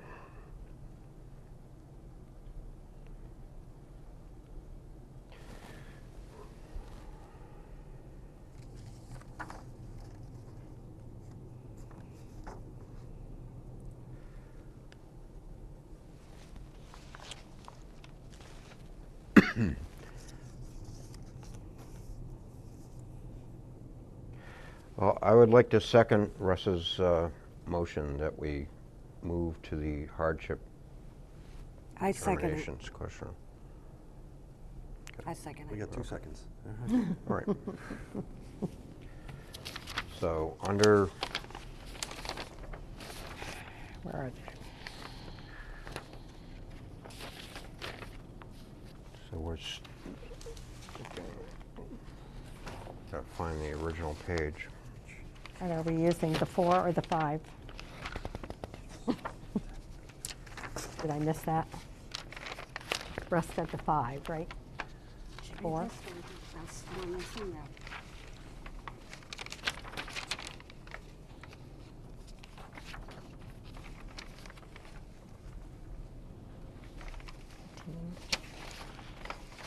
I pulled it out. Chair, it's my recommendation that you take the roll of the vote, since you don't have a moderator. Right, we don't have, And then I would recommend that it be made clear what a yes vote means and what a no vote means for each question.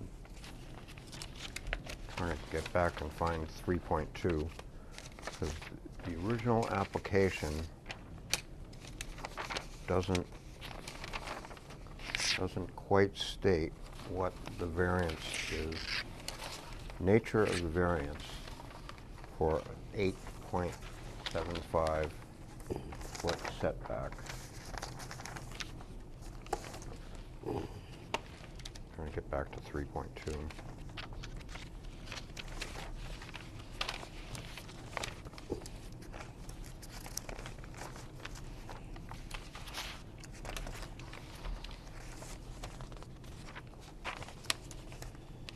You have a copy of the...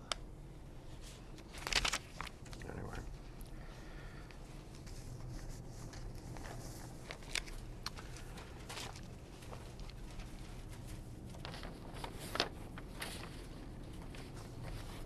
Are you saying that he didn't specifically ask for a, this is what the variance he's actually asking for? Is that what you said? You weren't sure of exactly what it said? Yeah. Okay, we are voting on the hardship standard determinations for the application for a variance of an appeal to the Board of Appeals by Wayne Catarino. On the nature of the variance would be on the pre-existing non-conforming lot, requesting a reduction of the front setback by 8.75 feet from the front. So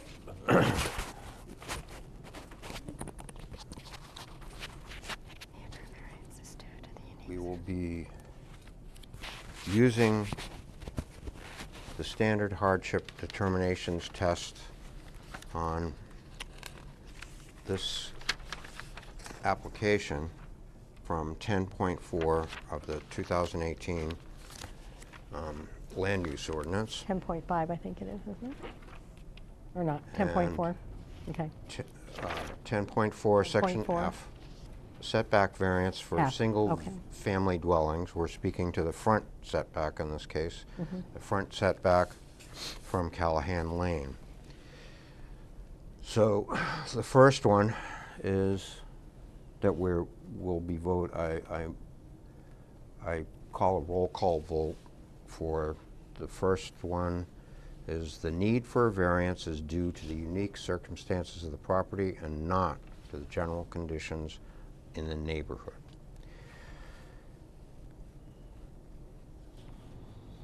The applicant has to satisfy the condition that his variance is needed due to the unique circumstances of his property.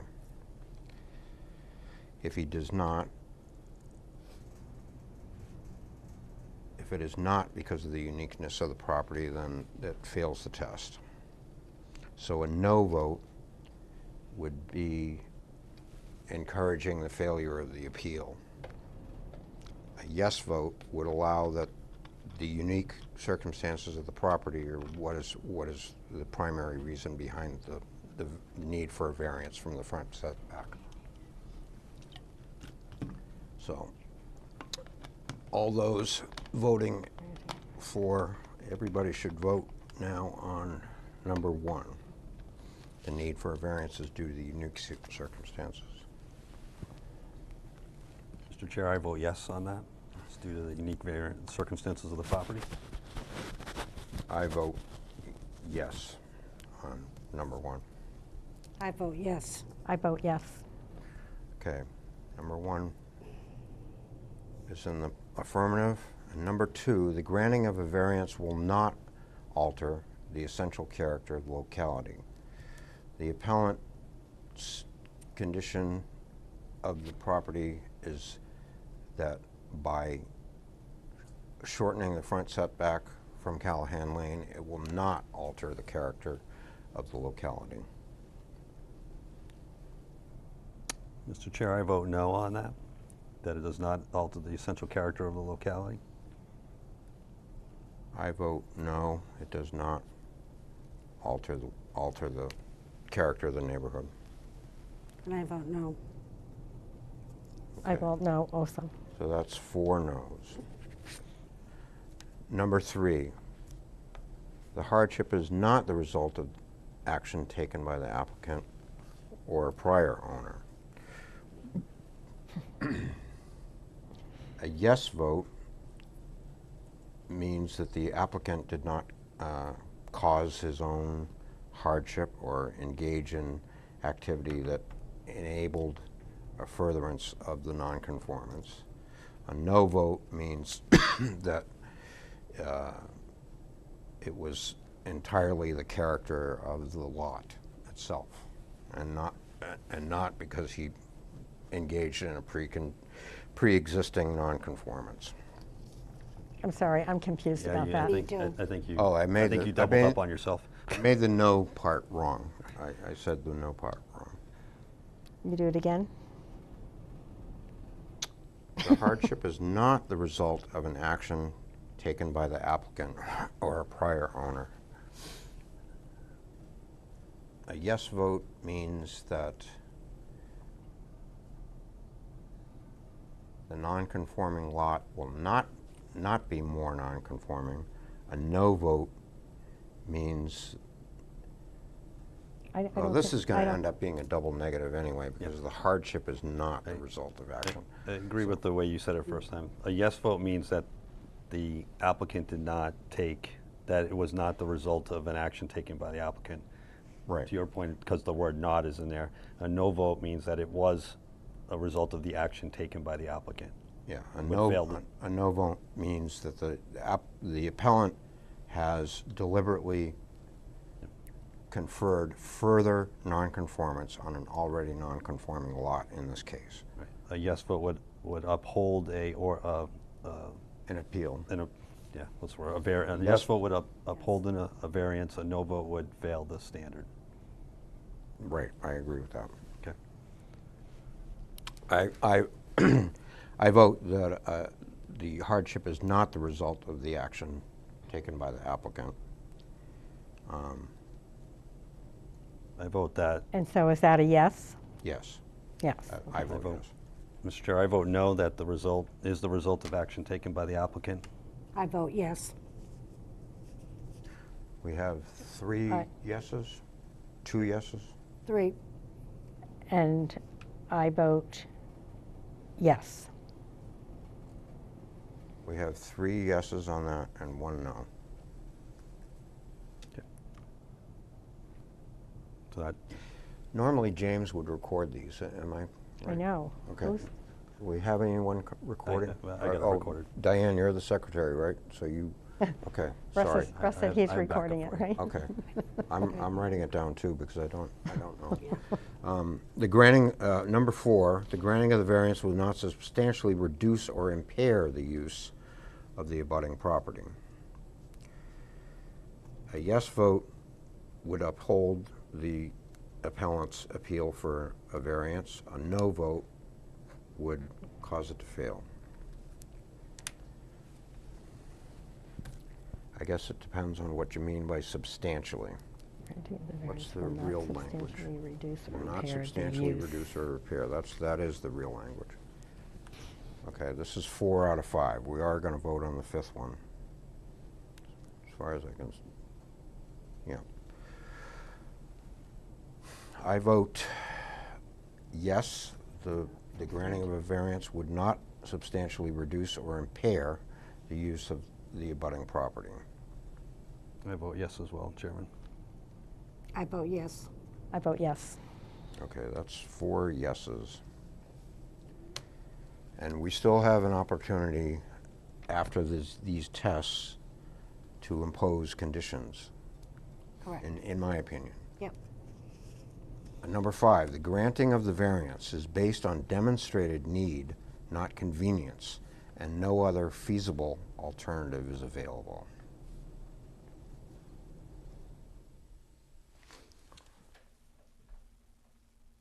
So again, I would say a yes carries the variance, a no vote fails the test. Correct. Right. I vote no, Mr. Chairman. That is not based upon a demonstrated need.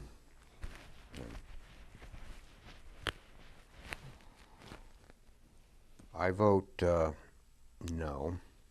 It is not demonstrated, and there is a possible feasible alternative.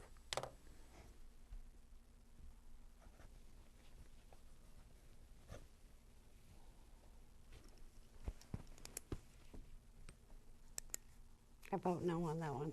Ouch. Okay. We have And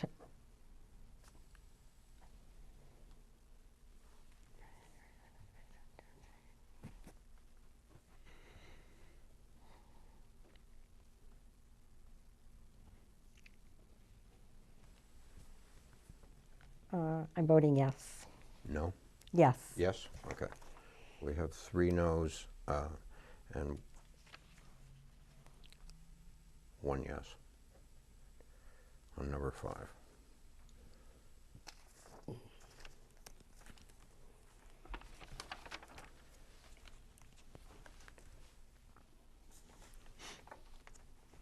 So in finding that the granting of the variance is in number 5, the granting of the variance based on demonstrated need, not convenience, and no other feasible alternative is available, was voted no. That means that under section F, if you fail one of the 5 conditions, that the validity of the appellant's variance is not granted. So